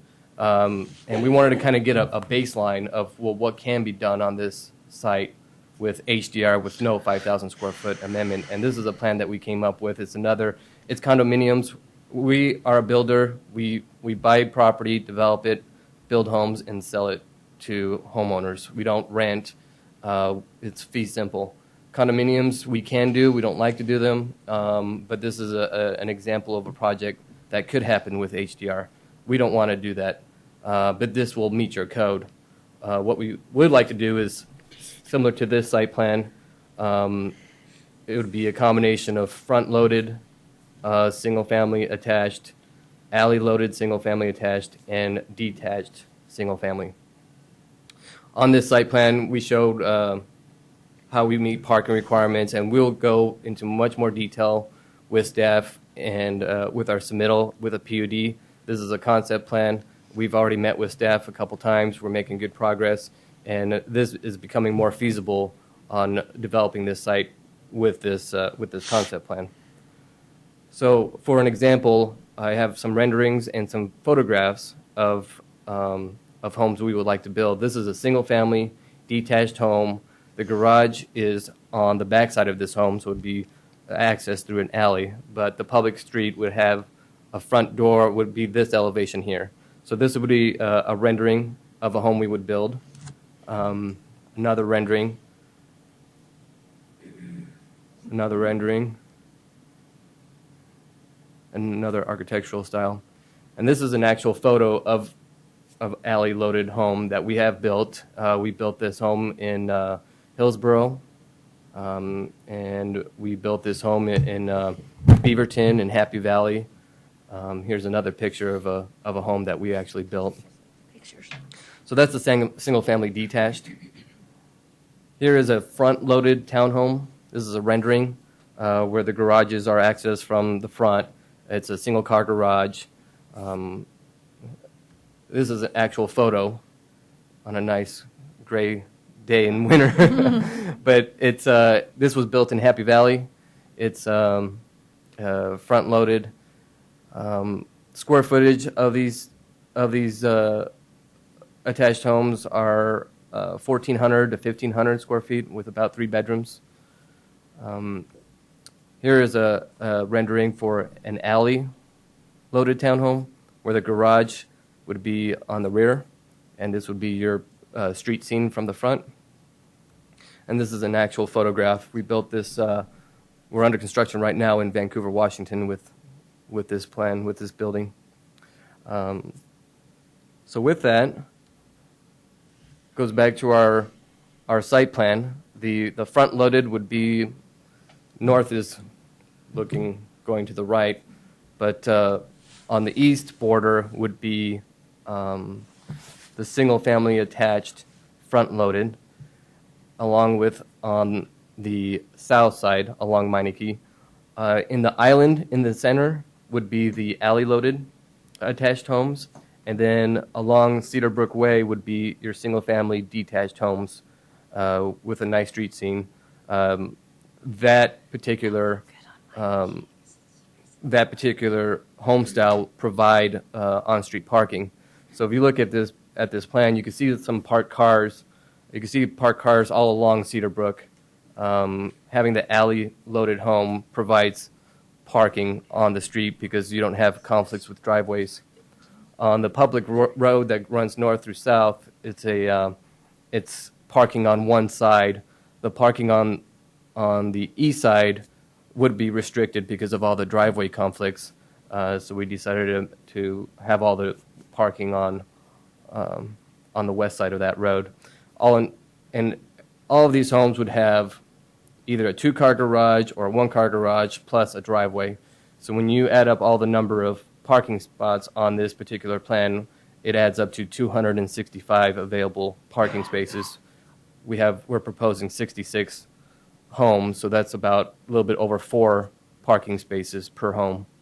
All of these homes would range from 1,300 to 1,500 square feet. They're all 3-bedroom homes, and they're all going to be fee simple home ownership. And we're excited. We'd like to move forward as quickly as possible. We'd like to do the development this summer and be able to build homes this fall. And so I personally think that the text amendment should be approved. It'll allow flexibility. And then just long-term, any property with HDR, it would just give us flexibility. We're currently building a subdivision in your community. We want to build this. We're going to be building future developments. Allowing that text amendment is not going to change anything because you still have to go through a PUD to get variation. It's just it'll reduce the number of steps that development would have to go through. For instance, if this text amendment was just specific to this property and we found another medium density or high density and want to do a typical, same development pattern as this, we would have to go back again and go through another text amendment, wait for that to get approved, and then submit a development application. So I recommend that you approve the proposed language for the text amendment and remove that cap of 5,000 square feet. So with that is my presentation and what we would like to build. This could change. We're going to have a neighborhood meeting. We're going to meet with staff. Things will change a little bit, but by the time we submit an application, we should have this all figured out and be able to move forward. Thanks, Andy. I just wanted to add one last thing because it was a concern that was raised concerning neighborhood outreach. We did have a neighborhood meeting we had over at the elementary school right up the road from the site. And we did have, my recollection is we had about 5 people who attended. There were 2 people there that really liked the text amendment proposed. They were folks that do residential development in your community, and they came specifically to the meeting to learn more about that. The other 2 people, one was a group of 2 and one was a single woman who came, they liked the proposal. We didn't have any negative comments. It was about one of the smoothest neighborhood meetings I've had in the last 3 years. I forgot to mention that this development that we're looking at here, the lot area, it will be in the range from 1,500 to 2,500 square feet on the lot area. Say that again. 1,500 to 2,500 would be your lot sizes. 1,500 would be more of your interior unit attached, and your detached would be more in the range of 2,500 square feet.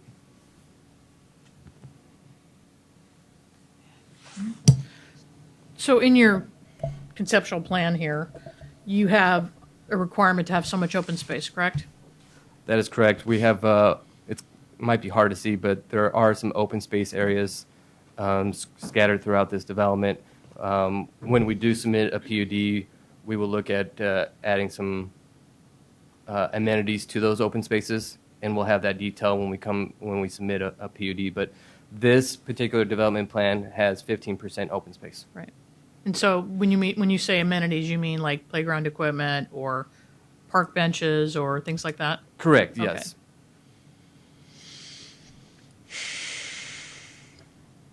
And could you reiterate your parking ratio again? 66, what I heard was, oh, sorry, I wrote it down. 4 vehicles per resident. 66 parking spaces with, 66 homes, 265 parking spaces? Yeah, That so includes, obviously, street parking on Cedar Brook Way. That includes street, driveways, and garages. So on the street, I counted 77, based on this plan, there were 77 on-street parking. I calculated 94 parking spaces available in driveways, and then 94 available parking spaces in garages. And that's a 4.01515. A little over our standard, isn't it? Yeah, one would argue that, garages might not utilize 2 full. People put stuff in there, and you might only get 1 car in there. So even if you lose 1 car, we're still at 3, which is still a pretty good ratio. I have a garage, and I park my car in it, and we'll have CC&Rs, and you could restrict it in the CC&Rs, but sometimes it's difficult to enforce because you got to catch them, and kind of gets uncomfortable in the HOA situation. But so yeah, we've looked into the parking issue. We're hoping that this would help with the parking out in the current area.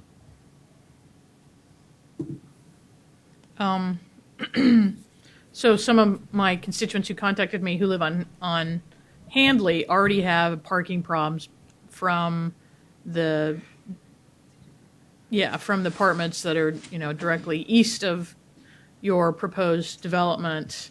And one thing that they brought to my attention was, would the city be willing to, as we've done in other neighborhoods, most recently around the high school, was to put in a permitted parking program. So obviously the people who live in the apartments and or your develop would not be able to park on Handley without a permit. So I'm also wondering, and I know we're a little ahead of ourselves, but those 77 spaces that you say are on the road, will probably more than half of those will be taken up by people who live in the apartments. Because those are the people who are, of course, are parking in the roundabout that's unfinished over on the west side and then up Handley, also in front of some of the businesses that are directly south of you. So,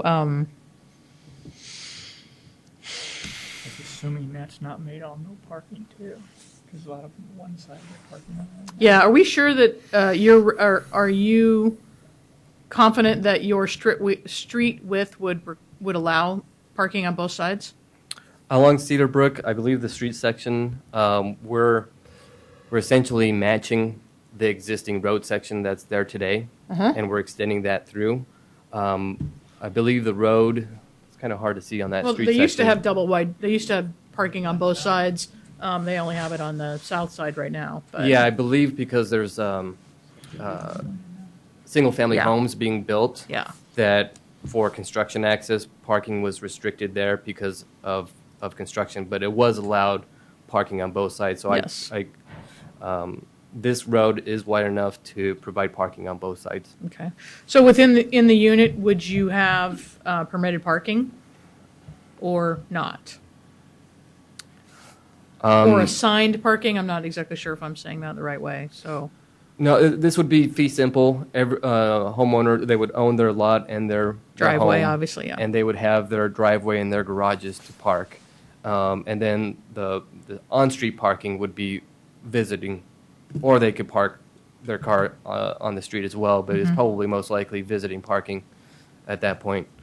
So yeah, I mean, when we submit our PUD application, we'll have to dig into the parking a little bit more. It would be a shame for parking for these homeowners to be taken from the apartment that didn't meet the requirement or had a different Right. requirement at the time. So we're more than happy to set up a parking district and do permits for these homeowners so they at least have one visitor parking and not have that struggle. I'm not sure how that would work out. We'll work out those details and come back with a PUD with hopefully a solution for that. In your rendering, I see, so the loaded alleys, there's no parking. So the interior block, the island block, the parking would be on the driveways and in the garages. Right, so that's what I mean. There's no parking on that street. It's Correct. that's the That- loaded alley that is just for in and out. Correct. That'd be just a travel alley. No parking allowed. It'd be 20 feet wide to meet the fire clearance requirements. But we wanted to, because of the constraints, this property, the shape of the property is constrained. And we were really struggling trying to get a public road and meeting those standards. So we ended up doing a public road north and south with parking on one side, and then doing a smaller alley through to create that island block. But yeah, we did not want to allow parking in that. And the driveway spacing would preclude it because the driveways won't be so close. or you wouldn't be able to get fire EMS in there. I have a question. Go ahead. Maybe staff needs to answer this, but how does the street width compare to Woodhaven street width? I don't know what's proposed, and I guess that all of those details will come, and through the PUD process, you certainly could, if they're proposing something that's unacceptable, you could require something larger if there's a concern. So we can, I don't know if you can answer that, but I don't know what your proposed street width is, and so I can't answer that. The road that is running north and south is 28 feet wide. That will allow parking on one side and will allow 20 foot of clearance for access for two-way traffic and for fire. And the reason why we made it 28 feet is because the front-loaded townhomes that we're proposing on the east side of that road has a lot of driveways, and you can't physically park a car because of the driveway conflicts. So that's why we narrowed that street section down to 28 feet wide because of the shape of the property, and we were really constrained. So that's why we made that road 28 feet wide. That internal alley will be 20 feet wide. And then Cedar Brook and Meineke would continue the same street width on the perimeter. We would continue that street width to be the same. My concern is that we have parking on both sides of the road. Do we actually have two-way traffic flow through that street? Unlike some of the neighborhoods now where we have, parking on both sides and you can only get one-way traffic. Yeah, we would restrict parking on the east side, so it would be just parking on one side. And the driveways would help restrict that, and plus we'll have signage and painted curbs to restrict parking on the east side of that road. So there'd be two 10-foot travel lanes, one in each direction, and an 8-foot parking area. Okay. I think now what we're really trying to decide on is if we want to go to the smaller size lots. They'll bring that back to us, but this is, we have to make a decision on that. And I've got some people that want to talk about that also. So good. Gene Stewart, would you like to comment?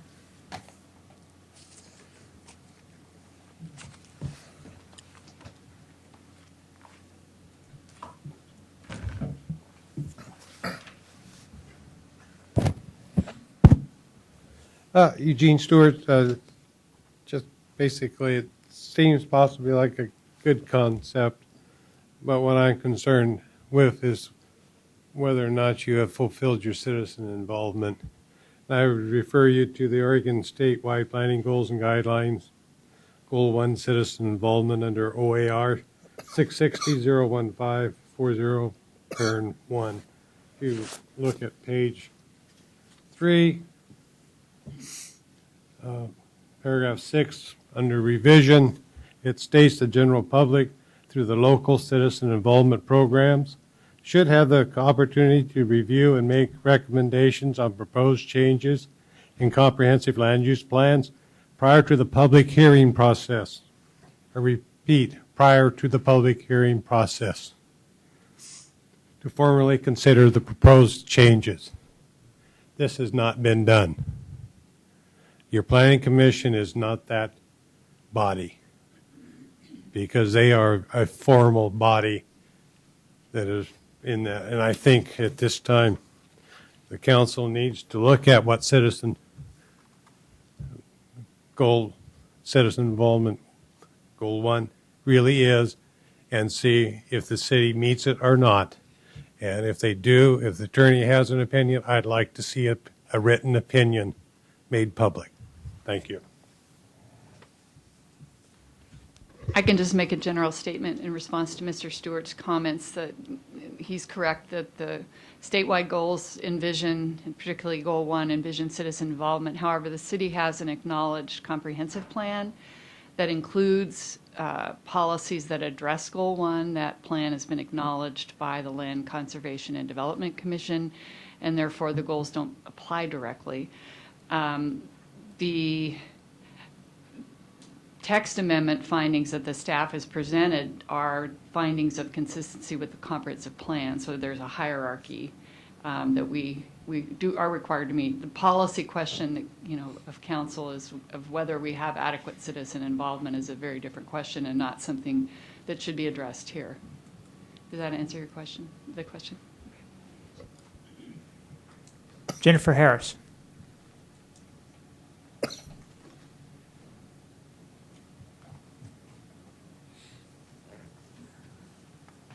Say my name and all that. Jennifer Harris, 21484 Southwest Rolich Avenue. Thank you for being here tonight. And my background is in HR and development, and my schooling is in HR, so I'm kind of talking about something I don't really understand completely, and it may belong in the PUD issues next time. But one of my concerns about this particular text change, I guess, is that what I've noticed in the last year and a half or 2 years coming to these meetings and just listening is that the rule makers and changers in Sherwood tend to do what the rules and laws and things allow, regardless of how they feel about it.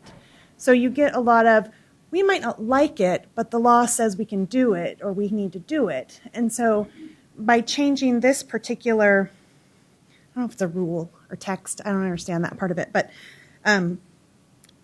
while might fit this particular development C a year and a half later, it doesn't fit, but you approve it simply because it's written there and it says we kind of do, and so let's just approve it. What else can we do? And so I know that they had made some conversation, talked about, again, I'm not using the correct terms, but having some sort of ability to allow it for this development without actually changing the text so that it doesn't have, and this group likes this word, unintended consequences in the future. So I don't know if that's an option for this particular development. I happen to be one of the homeowners in that area who did come to the Planning Commission meeting, and while the apartment complex issue is an issue, I think that the development I saw up there with condos is not much different than apartments. So I'd prefer to see something a little more single-family friendly. I think that while I appreciate the speaker's home, single-wide, stackable home, I think that that's not necessarily the type. I don't think we have an influx of people coming single that want to live in Sherwood. I think we have young families. I think we have families looking to move to Sherwood for a better life, to give their kids more, to have more open space. And so I don't know how the 500,000 square feet lot fits into all of that. And Councilor Henderson actually spoke to many of my concerns. She had, I think, 77 street parking spaces are going to be filled up with 77 apartment complex visitors and dwellers. And while a single load may have a garage, it's still generally a single driveway. And most of these homeowners are probably going to be two-parent, either working or one working, one not. And so you just imagine the cars, okay, I got to go to the store, you pull out, I pull in. So a single driveway with a garage may technically be 2 or 3 parking spots. Chances are it's only going to be 1 or 2 because they're going to want to park on the street so that their husband can get out in the morning, and they're going to park on the street so they can get out and take the kids and come back. So I am fine with the zone change. I didn't say much about that because I understand the need for that, but I just don't completely understand how the 5,000 square feet thing works. So take my opinion for what it is, but I'm just concerned. Parking is an issue there, and I think that anyone who's driven over there on a Saturday or Friday can see that. So thank you. Thank you. Did you want to come up for a rebuttal, or do you just want to take questions? Thank you again, Council. Great. I did just want to point out that the comprehensive plan is acknowledged. The code is then articulated from the comprehensive plan. The code required us to host a neighborhood meeting. We did have a neighborhood meeting. We did discuss the text amendment. We did discuss the zone change. We did show different product types that could occur on the site. And we answered all the questions from the folks who attended. Once we submit our application, it was deemed complete. The city mailed notice, which provided an opportunity for community members to provide written comments into the record for both the hearings this evening. Then there was a hearing before the Planning Commission where community members could come down and provide testimony, and there's a hearing this evening as well. That's a lot of opportunity for public involvement in the process. Exceeds other communities. Ms. Harris, I understand her concerns. To put it simply, I think a pretty simple way to think about what's before you this evening right now is if we developed without the text amendment, then let's say there's 30 pages of code that would apply to the site. And these are, round numbers. If you adopt the text amendment, there's hundreds of pages that could potentially apply to the development in the form of your comprehensive plan, your TSP, and any other ancillary documents you have that are part of your comprehensive plan. So I think that provides you a lot more oversight. In response to some of the concerns about the size of the lot, one of the only ways that we have in the state of Oregon to allow, reduce the barrier to home development is through controlling the size of the house and the size of the lot. We don't have the ability to do what's called inclusionary zoning and require certain price points in Oregon. We're one of the few states that do not. And so one of the few ways that you have the ability to allow homeownership to people in your community or for people to downsize if they fall on hard times is going to be controlling the size of the lot, or in some instances controlling the size of the home, but you do not do that in your current text. Parking, we've heard that. We understand it. If you saw the plan that we proposed to the Planning Commission, the revisions that Mr. Tiemann made came back to try and solve those problems and identify parking opportunities. We know that that's going to be a big deal moving forward, and that's something we're prepared to address with you guys should you approve the amendment this evening. With that, I don't want to take up too much more of your time, so if there's any questions, we'd be more than happy to answer them. Thank you. Council questions?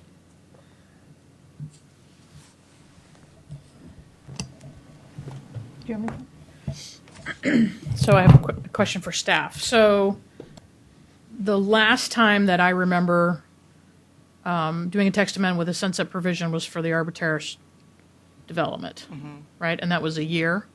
Sunset was a year. That's my understanding. That was actually before my time. But yes, that's my understanding is that was for a year. So were there issues that came up that we didn't anticipate by having a sunset provision for a year that anybody can remember? Not that I'm aware of. I mean, the issues that could come up, I guess, if I think I understand what you're asking, is did anybody else come in? Were there issues with that development? And no, nobody came in except for that developer. Certainly someone could, if you had this open and it was sunsetted for a year, you could have another development that came through the PUD process and was able to demonstrate that smaller lot sizes and a PUD was a good trade-off for the benefit that they were providing to the community. It's possible. That did not happen with the Arbitraris. And I'm not aware of any issues through the development of the Arbitraris subdivision other than there were, and this is sort of a vague, I wasn't directly involved, but I know there were some questions. They had some very strict design standards and design criteria through that PUD process to have 3 different types of materials, and there were some questions and issues through that process, but nothing that I'm aware of regarding the lot size itself. Okay. I was just sitting here playing with my calculator. So if 77 of the parking spaces are taken up by the apartments, that still leaves 188, which is 2.85 parking spaces per unit. So does that, even at that, do we still meet the parking requirements per code? Yes. Code is 1.8.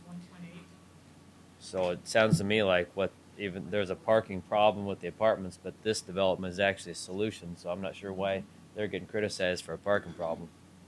The math pencils out that they're actually a solution to what we have today. They should be getting credit for that.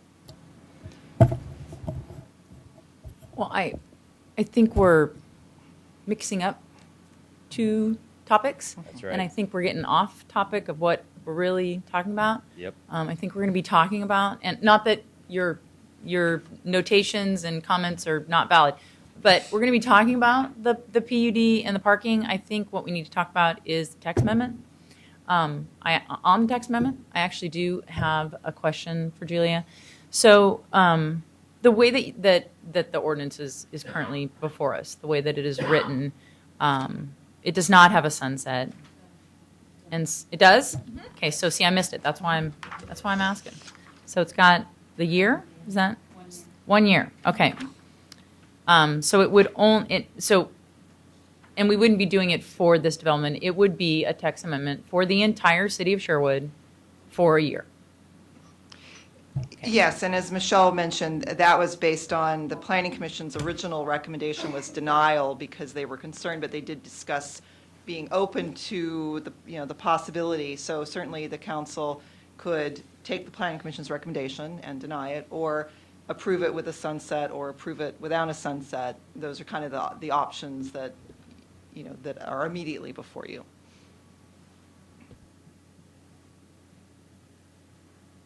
I have a couple questions. So I appreciate the comments from everybody. And I really appreciate Ms. Harris, she did a great job of trying to take something that is hard for most of us conceptually and understanding. And I've had the advantage of 5 years on council and a lot of staff time to help me. So I appreciate that she really caught the message.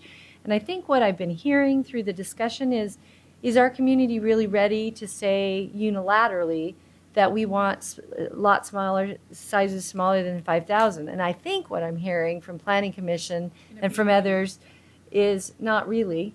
But I also heard something tonight that I hadn't really comprehended yesterday when I had some time with staff, was that potentially when Michelle had the text amendment up there, it looks to me as if it is a lot more subjective than it is currently.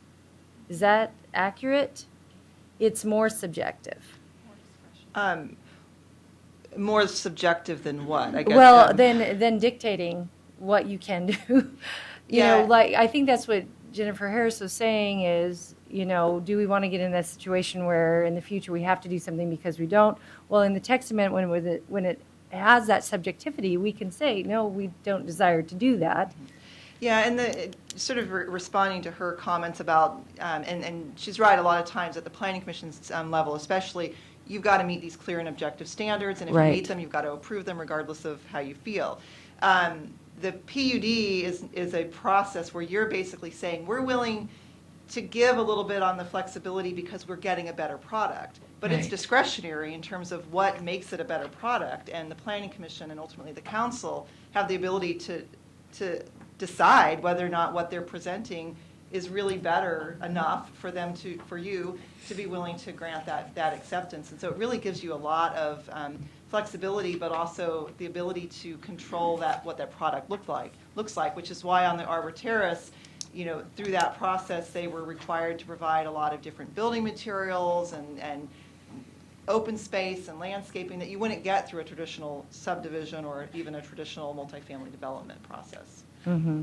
And that was with changing it to having a sunset provision. Right. They were able to get that because it was a trade-off. Well, they were able to get the smaller lot sizes, which allowed that product to be built there, which Right. allowed them to go through the PUD process. I also really appreciated seeing the pictures in real life. That was very meaningful. So I appreciated that a lot. I'm just trying, and I appreciated Mr. Stewart's concern as well. So, because I think what he was saying is changing a text amendment in the code needs more input than just an application to the Planning Commission. I think that's what I was hearing him say. And I think that I appreciated Pam's response to that. So I think we're clear. There has been a lot of citizen involvement, but what I've also heard from the applicant is we've offered the citizen involvement, but there hasn't been more than 5 people at your particular meetings or whatever.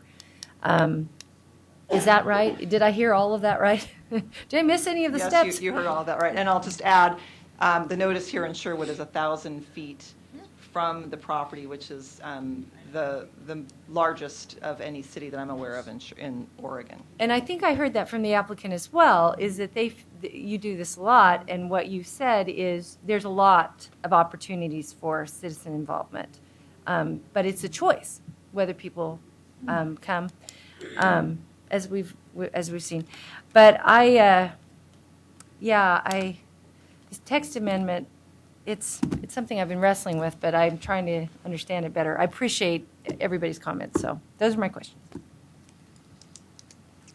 Okay, I just have a few comments. One is, I'm not in favor at all of reducing the 5,000 feet.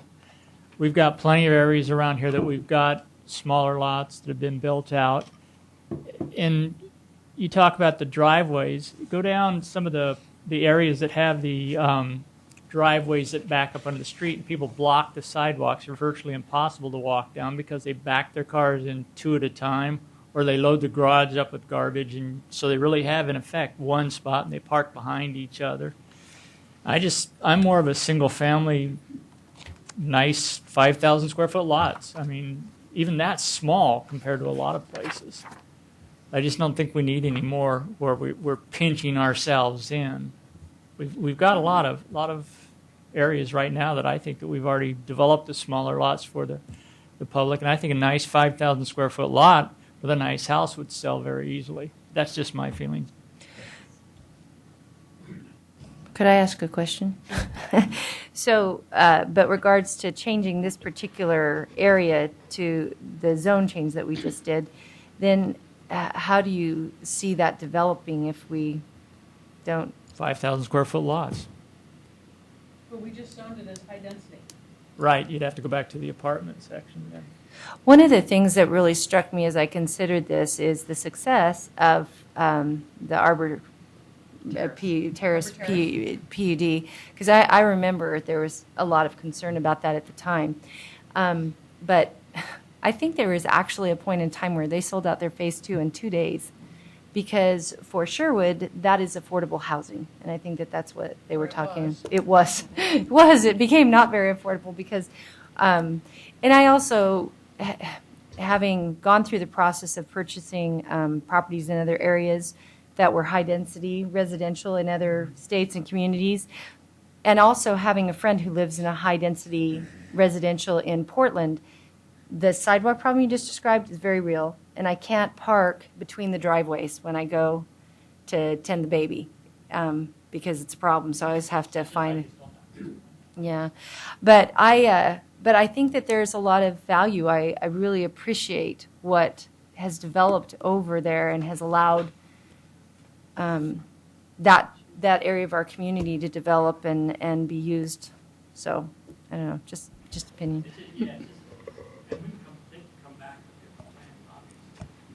Mr. Mayor, just a point of order. Are you finished with public testimony? Should we close the public hearing? I think you're I think you just moved right into deliberation. Thank you. Oh, they're just answering questions. You done, Mayor? Yeah, go ahead. So, hearing what's going on here tonight, if I went out tomorrow, bought me some land, and I wanted to do what they're doing, how long would it take me to get through the process? Could I do it in a year?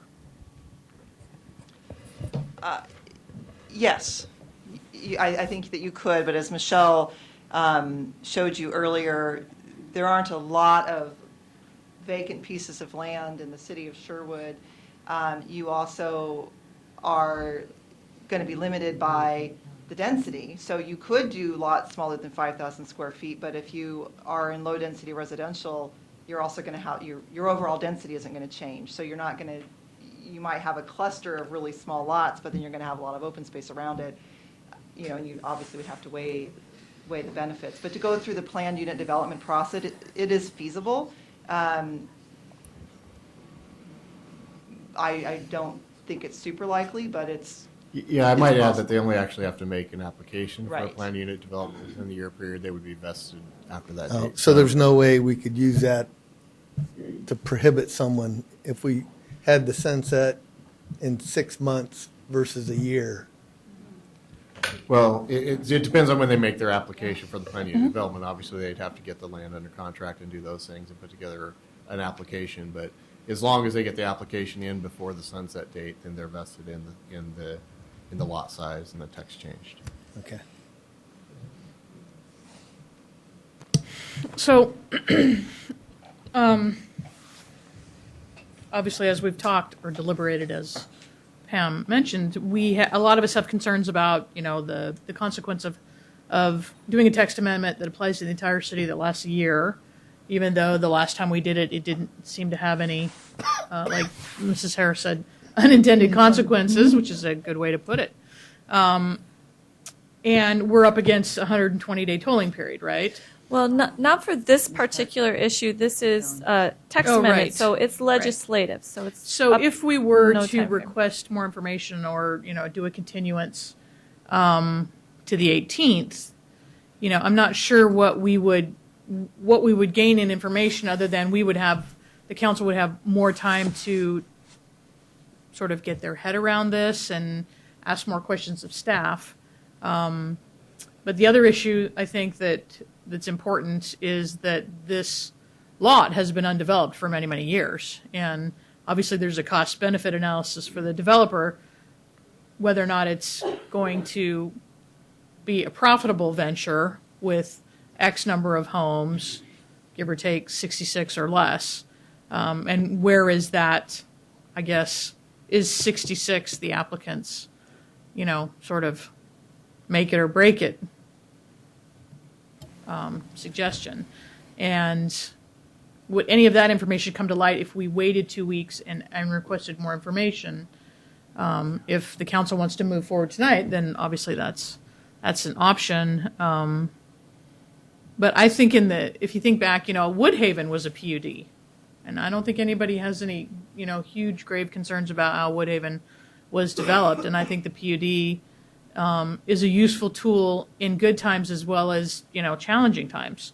And so I'm trying to weigh, the benefits of getting a piece of land that is vacant, undeveloped, developed into the city, back on the tax rolls, as we all like to say.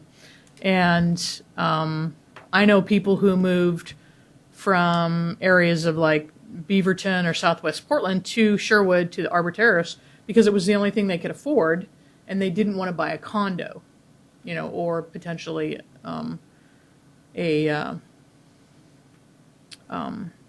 attached home, I guess. And so they moved into those homes and they still live there, and they have 4 kids. So I see that as a great success, meaning if we're truly a family-driven community, and that's important to us to provide opportunities for families, not every family can afford a $350,000 house. And some of those houses that people paid $350,000 for are no longer worth $350,000.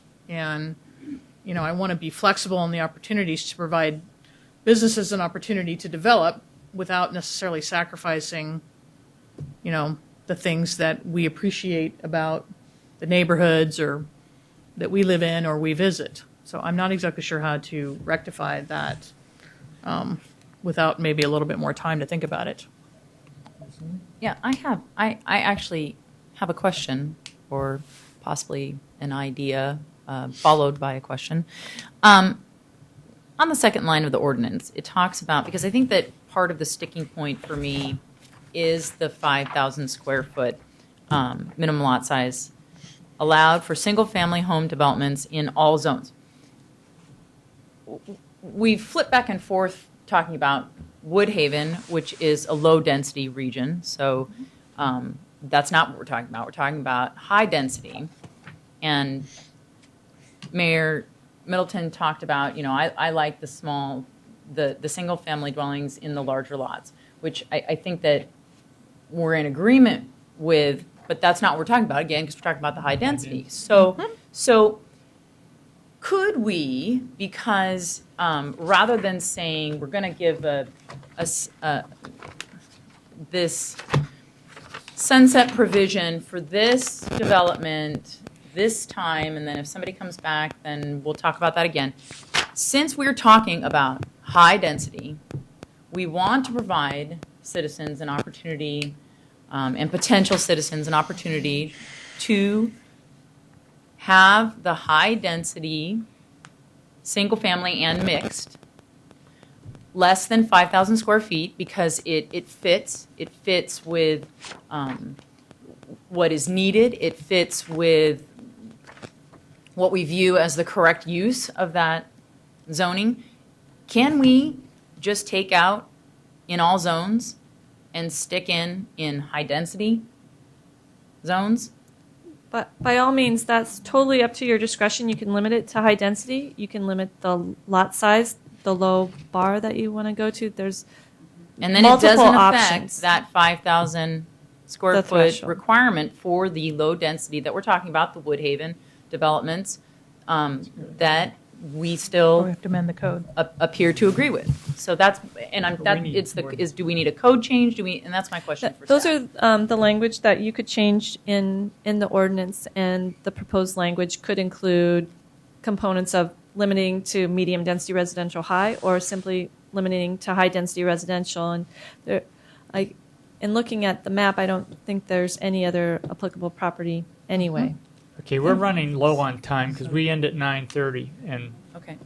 can we put? Let's give it a 2-week postponement if council agrees with that. Do we need to wait? Really? Can we just I do it? think we're done. We've done this before in Sherwood. It's worked fine. I think Councilor Clark's suggestion here is great. If she can put that in, Let's just put amend it- it. let's amend it move and on. go. Let's be done with You it. good with that? Yep. Yeah. Okay. Solves the problem. Go ahead. And amend Okay. it. Make So- the motion and. Okay, so I'm not sure language-wise because you, if you would like. Sure. Because I'd like to make the motion, but I want to make it correctly so that it pleases council on what we discussed and how, what I heard and what they heard and what we want to hear. So,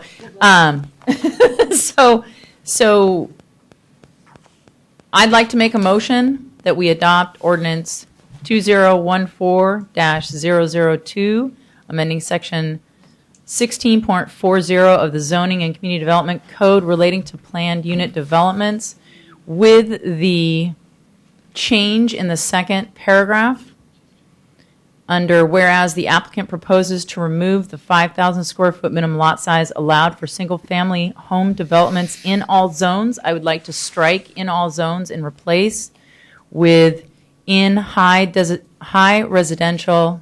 High density. I'm getting tired. High density residential zones to replace in all zones. That is my motion. Second.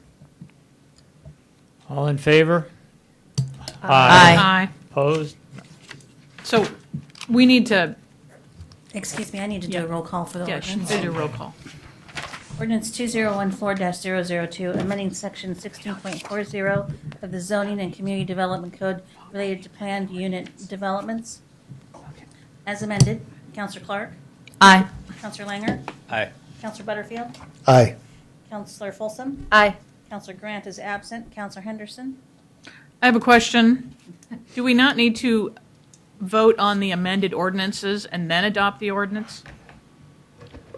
The first motion, motion. I would interpret Counselor Clark's first motion, and that's why I was comfortable with the voice vote, as a motion to amend the ordinance. Okay. To delete. And she the received word- a second. She received a second, and then the council would vote Okay, so- on that, and that would replace in all zones with in high-density residential zones. Okay, so go ahead, Then Sylvia. the council would go through the adoption, whoever among you wants to move. okay. And then Sylvia would call the roll. Okay. So at this point, do you want a second motion and a second for the amended document? I think we need to clarify, so Chrisanna's motion. Is to amend. Is to amend. My motion is to amend. Will the seconder agree to that? Yes. Okay. Counselor Langer, yeah. And then, Mr. Mayor, you could just call for a voice vote. All in favor of the All in amendment? favor of the amendment? Aye. Opposed? None? And then, now go ahead and, if you're, want to adopt the ordinance, your regular protocol for reading the title. Okay, I only have one. I might want an additional amendment. Do we need to remove section 6 sunset provision? No. I don't think so. Or do you want to leave it in? Oh, because this is Leave it going to in. expire. Should we just keep it in? Okay, all right. So now I can make my second motion? Okay, so I move that we, Read.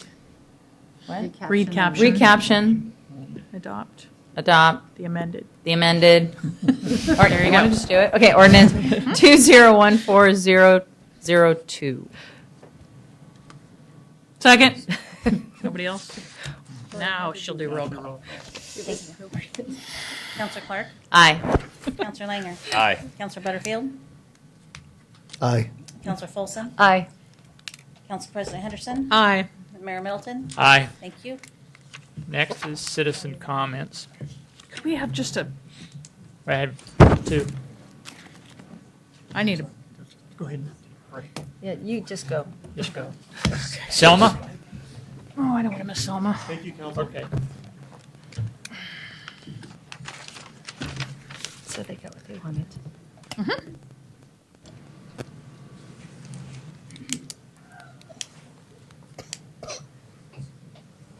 If you want to, Selma, you can just close that laptop. Thank You don't have to look over it. Good evening. I'm Selma Broadhurst, 21786 Southwest Sherwood Boulevard, Sherwood.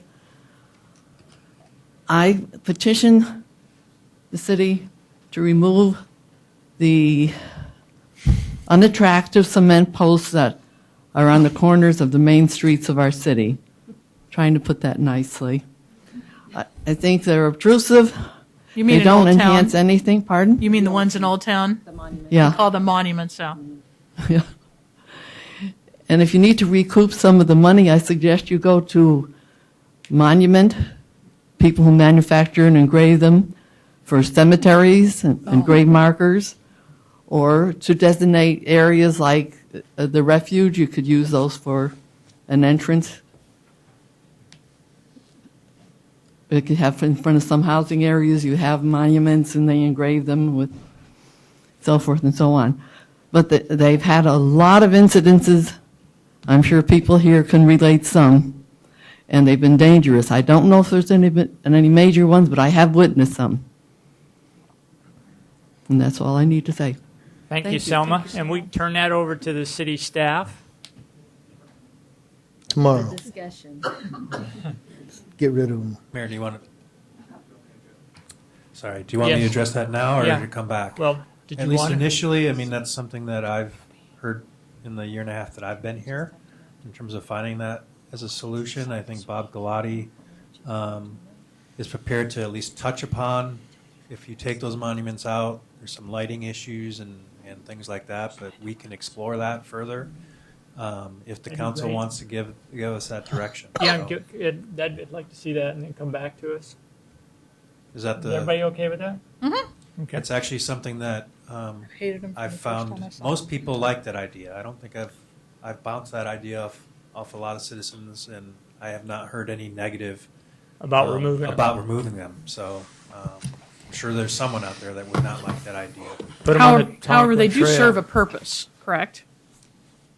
Besides the obvious blocking Yes. purpose. So we would have So to have a backup. we'd have to come up with some design, The small ones. Mr. Galati. Yeah, well, something that would provide the barrier that we apparently thought come on we up needed. for 2 minutes or less, and we'll come back with a more detailed Bob meets Selma, analysis. Selma meet Bob.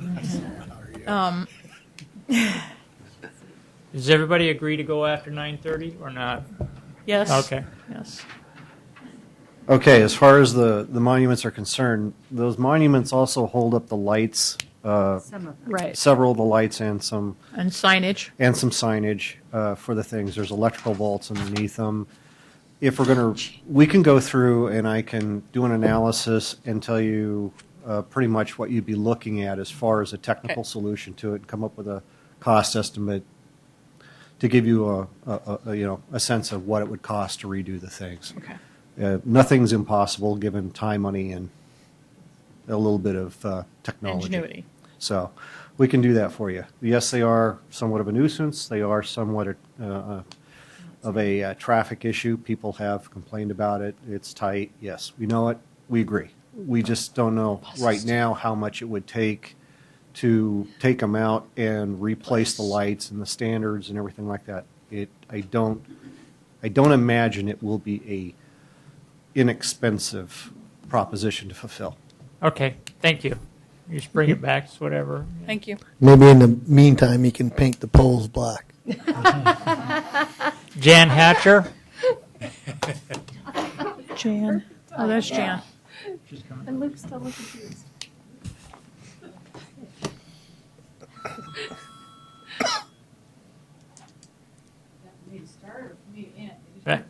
Go ahead. Boy, that was quick. Do you need an address, or what do you? Just your name. Oh, okay. You live in Sherwood. Yeah, I live in Sherwood.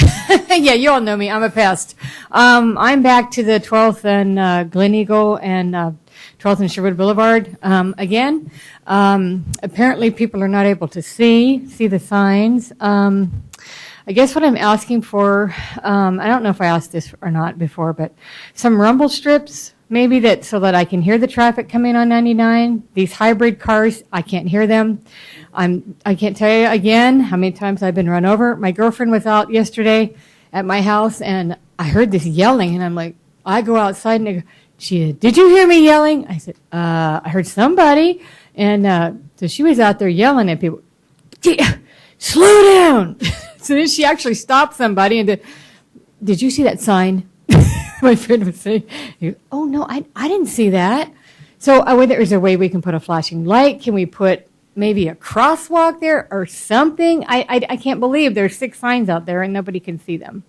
So, I mean, I'm thinking about moving too, but I don't know when, but it's just very dangerous. There's people that live, I've met about a dozen people in wheelchairs that live right there, Sherwood Boulevard and 12th. And I mean, I know they have problems too. And there's somebody in the apartments right across from me that's also in a scooter. Anyway, so, it's not just me, but anyway, thank you. Well, in the TSP, I believe there's a traffic calming section in there, so we will be addressing that. I know you don't do speed bumps, but there's... I never say never. Something's got to be done. I mean, like I said, I'm not ready to die yet. Thank you. Gene Stewart?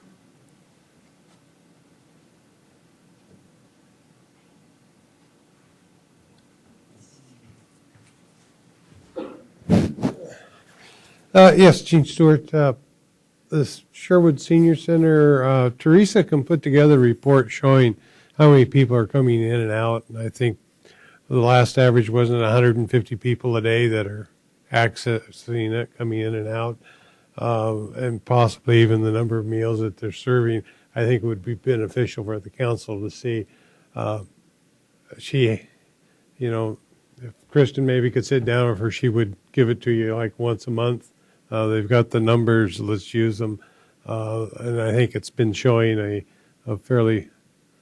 increase over when they first started counting quite a bit. So that's pretty good traffic. It is being used more and more. The rentals are going up. So just don't forget the seniors. And I know we're talking more about it.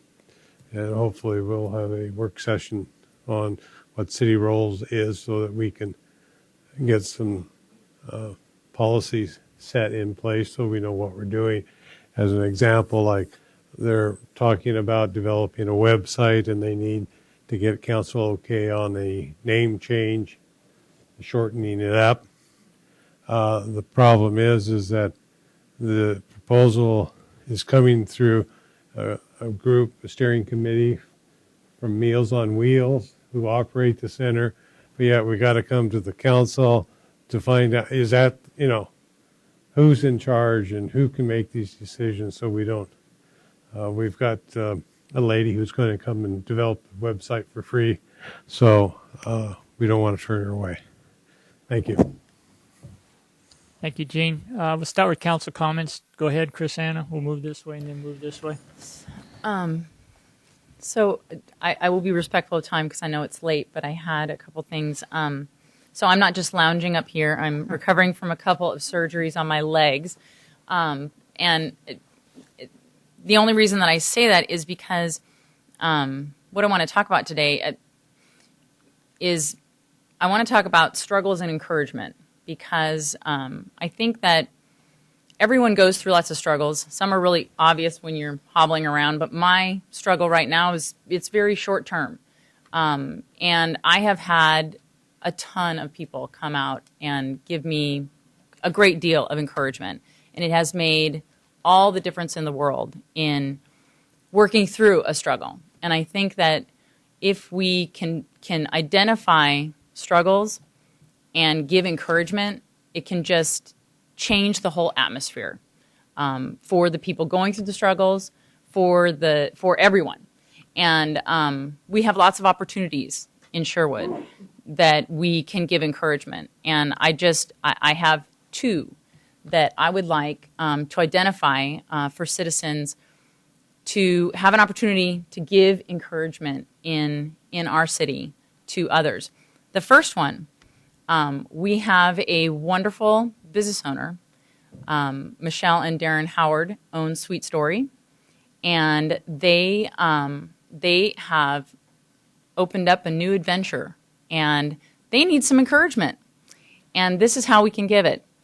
They've outgrown they're right here in Old Town, and they've outgrown their facility that they've been in. They've been in there almost 3 years because they are so successful. They are amazing. They make all of the Oregon cakes for the elementary schools, for the cupcake walk. They are just a wonderful, wonderful small business here in Sherwood, and they want to move to the Lavender Tea House. They've got an investor that has purchased the Lavender Tea House, and they would like to retrofit that and move into a larger location. But they need help to do that.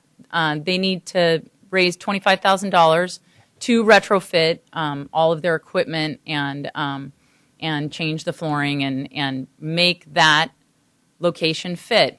And so in the next week, they're going to do what's called Kickstarter. It's Kickstarter.com.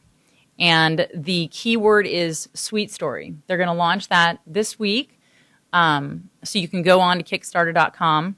And they have 30 days to raise $25,000 so that they can open their facility in the new location and be able to service a larger amount of the Sherwood citizens and beyond. Michelle Howard is one of the two founders of the Cash Mob to support the small businesses in Sherwood. And I just think this is a great opportunity to show encouragement to this business. You can go online and it's like kind of a PayPal type thing where you can donate $5 or $5,000.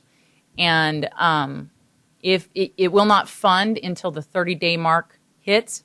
If they have made their goal at the 30 days, then it closes at the 30 days regardless, but then it will fund, and you'll get a notice that we funded, thank you for your donation, and they will move, and they will be able to service when we open up the community center, all of the people coming out of the theater in their new location. So I just really like to encourage everyone, myself, to encourage them by going on to Kickstarter.com. It should hit this week. The second way that we can be of encouragement to one another is the annual Egg Hunt for Hope is coming up. Now, the Egg Hunt for Hope isn't coming up until Saturday, April 12th. But right now, what is happening is they're accepting donations they have like a little silent auction area, and they're accepting any kind of donations, any kind of baskets, any kind of cash donation, to set it up where a lot of times they'll have snacks at the actual Egg Hunt for Hope. This year it's the 8th annual.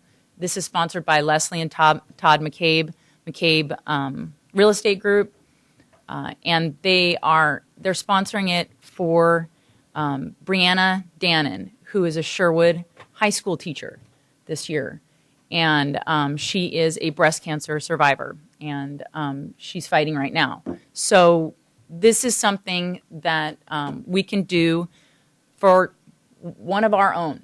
And so I just really encourage you can go on to Egg Hunt for Hope, get all the information of who to contact, or contact Leslie and Todd McCabe if you have those contacts. But you can go online, the Egg Hunt for Hope. And if you also, I will be putting on my personal Facebook website the Sweet Story connection when it hits. Kirsan and Gregory Clark, if you want to pull that up and pull it off of mine, you can get the information there as well. So I encourage everyone to be encouraging of one another. Matt? Yeah, a few days ago at the YMCA, there was a very tragic event involving an infant who ended up passing away. And I just want to make sure the community understands that the situation had nothing to do with involving any YMCA staff or any incident that occurred on the property, other than the fact that the infant was previously suffering from some conditions that resulted in that, and had constant direct adult supervision, and it was just an unfortunate previous health condition that resulted in that. So just want to make sure that word's out amongst the community, and our prayers go out to that family, the infant, and all those involved, and the staff members that were directly involved in the situation. So hopefully everybody is on the mend.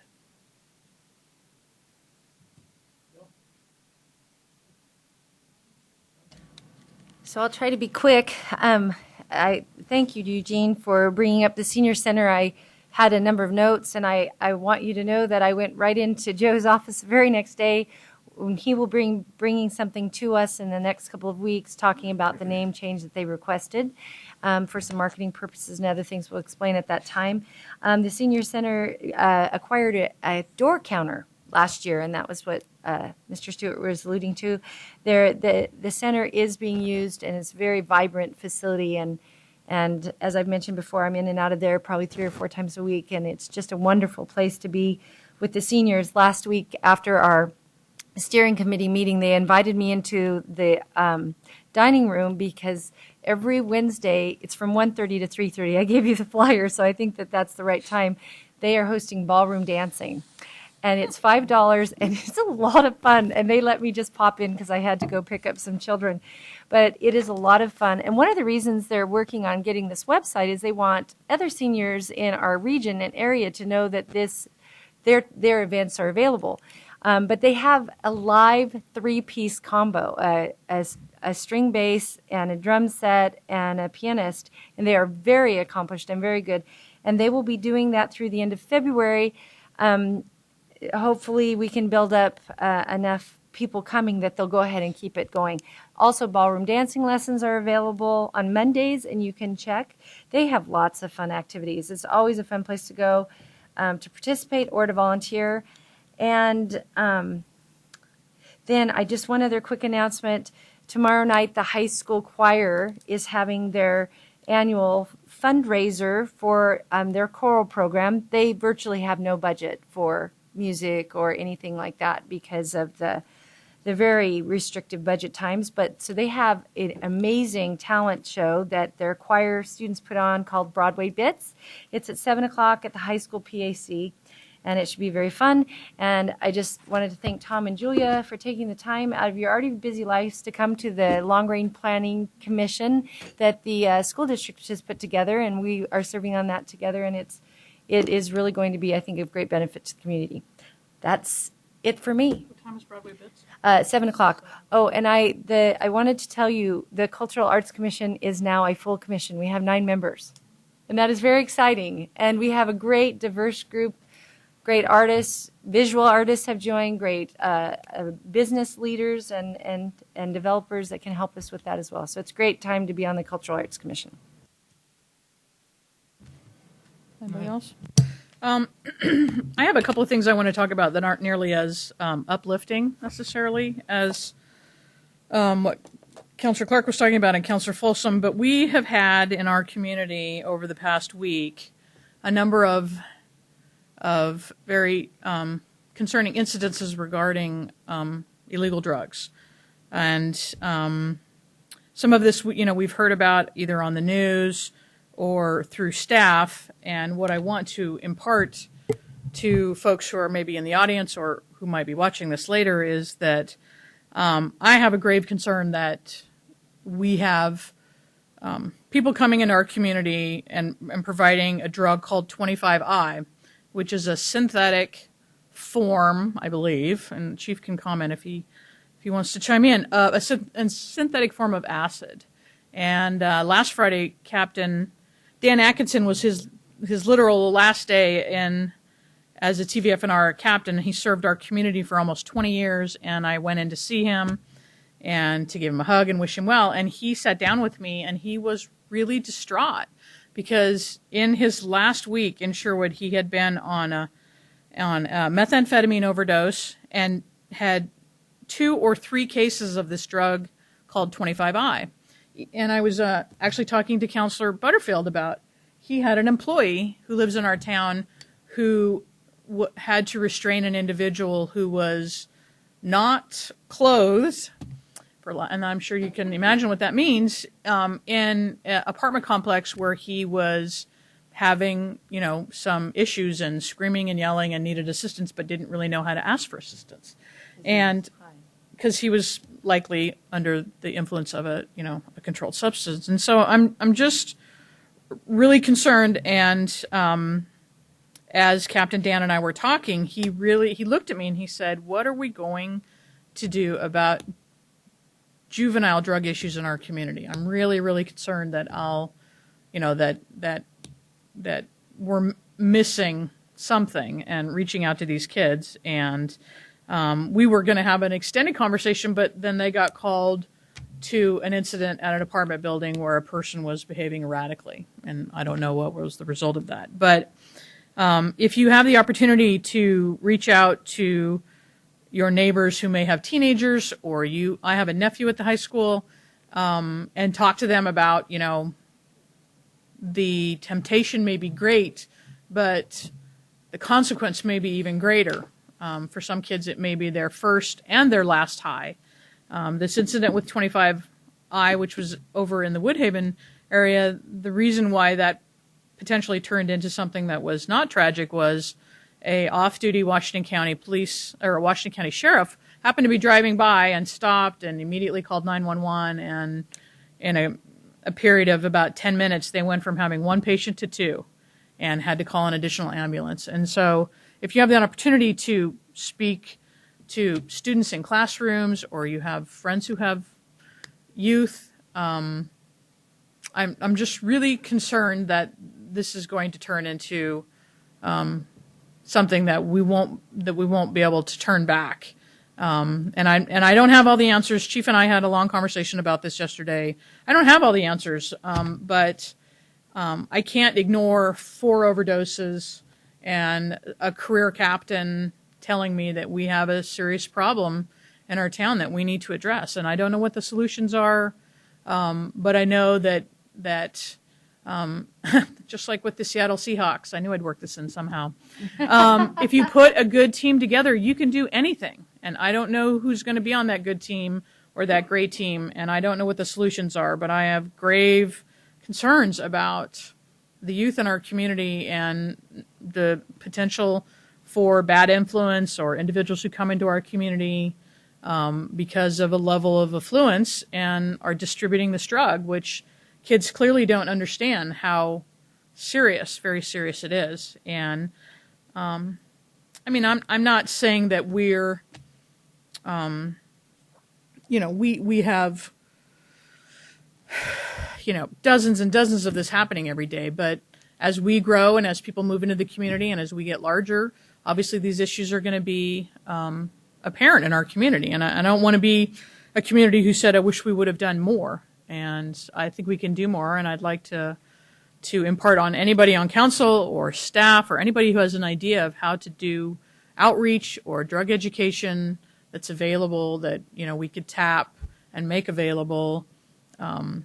We need to do it. And the chief and I wanted to follow up on our conversation because, again, we got interrupted. But that is of great concern to me, and I couldn't ignore it happening 4 times in a week, and so I choose not to ignore it and to bring it to our attention and to ask for staff's help and the community's help with addressing these issues when they come up. And on a lighter note, we had the groundbreaking for the community center. Fencing is up, and really excited about them breaking ground there. It will be an amazing facility. Obviously, it'll take a little bit less than a year to build, but I think the anticipation will be great. The opportunities to look for federal and private grants are out there, and Robin is sort of the point person on that, and she's pursuing them. And that'll be a great facility for all different kinds of groups in our community, and looking forward to, dirt moving around over there. And I think that's all I have. So thank you for listening. Mine's real short. I just want to thank everybody for doing the council business tonight. I think it really went well. I mean, we dealt with a lot of stuff here, and we got it done. I was surprised. And thanks for all the help from everybody. So, staff. I also will try to be short, just a couple items, Mayor and Council. You heard tonight from our auditor about our CAFR, and for many years we've received the GFOA award for that. And Julie Blums came into my office late this afternoon and she said, "We got our budget award." So this is a big deal, especially to Julie and her staff in terms of putting this together. And they've changed, so now that we've got the 2013, and then there's room to add more.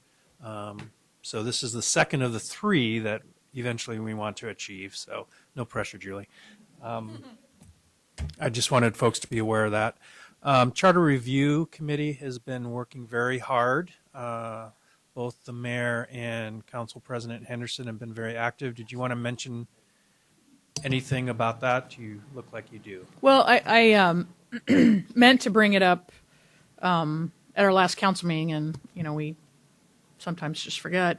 One thing that the Charter Review Committee, and this is for the council to weigh in on, is something that sometimes whenever you renew your charter or potentially review your police station, you bring in somebody who can give you an independent opinion.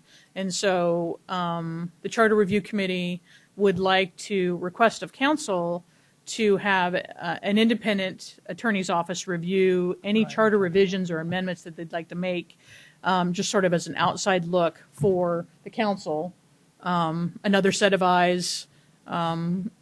And that is something they asked me to bring forward to you. Obviously, they're going to, make a recommendation, but they'd like to have an outside counsel independently look at it before, obviously, we draft a ballot measures.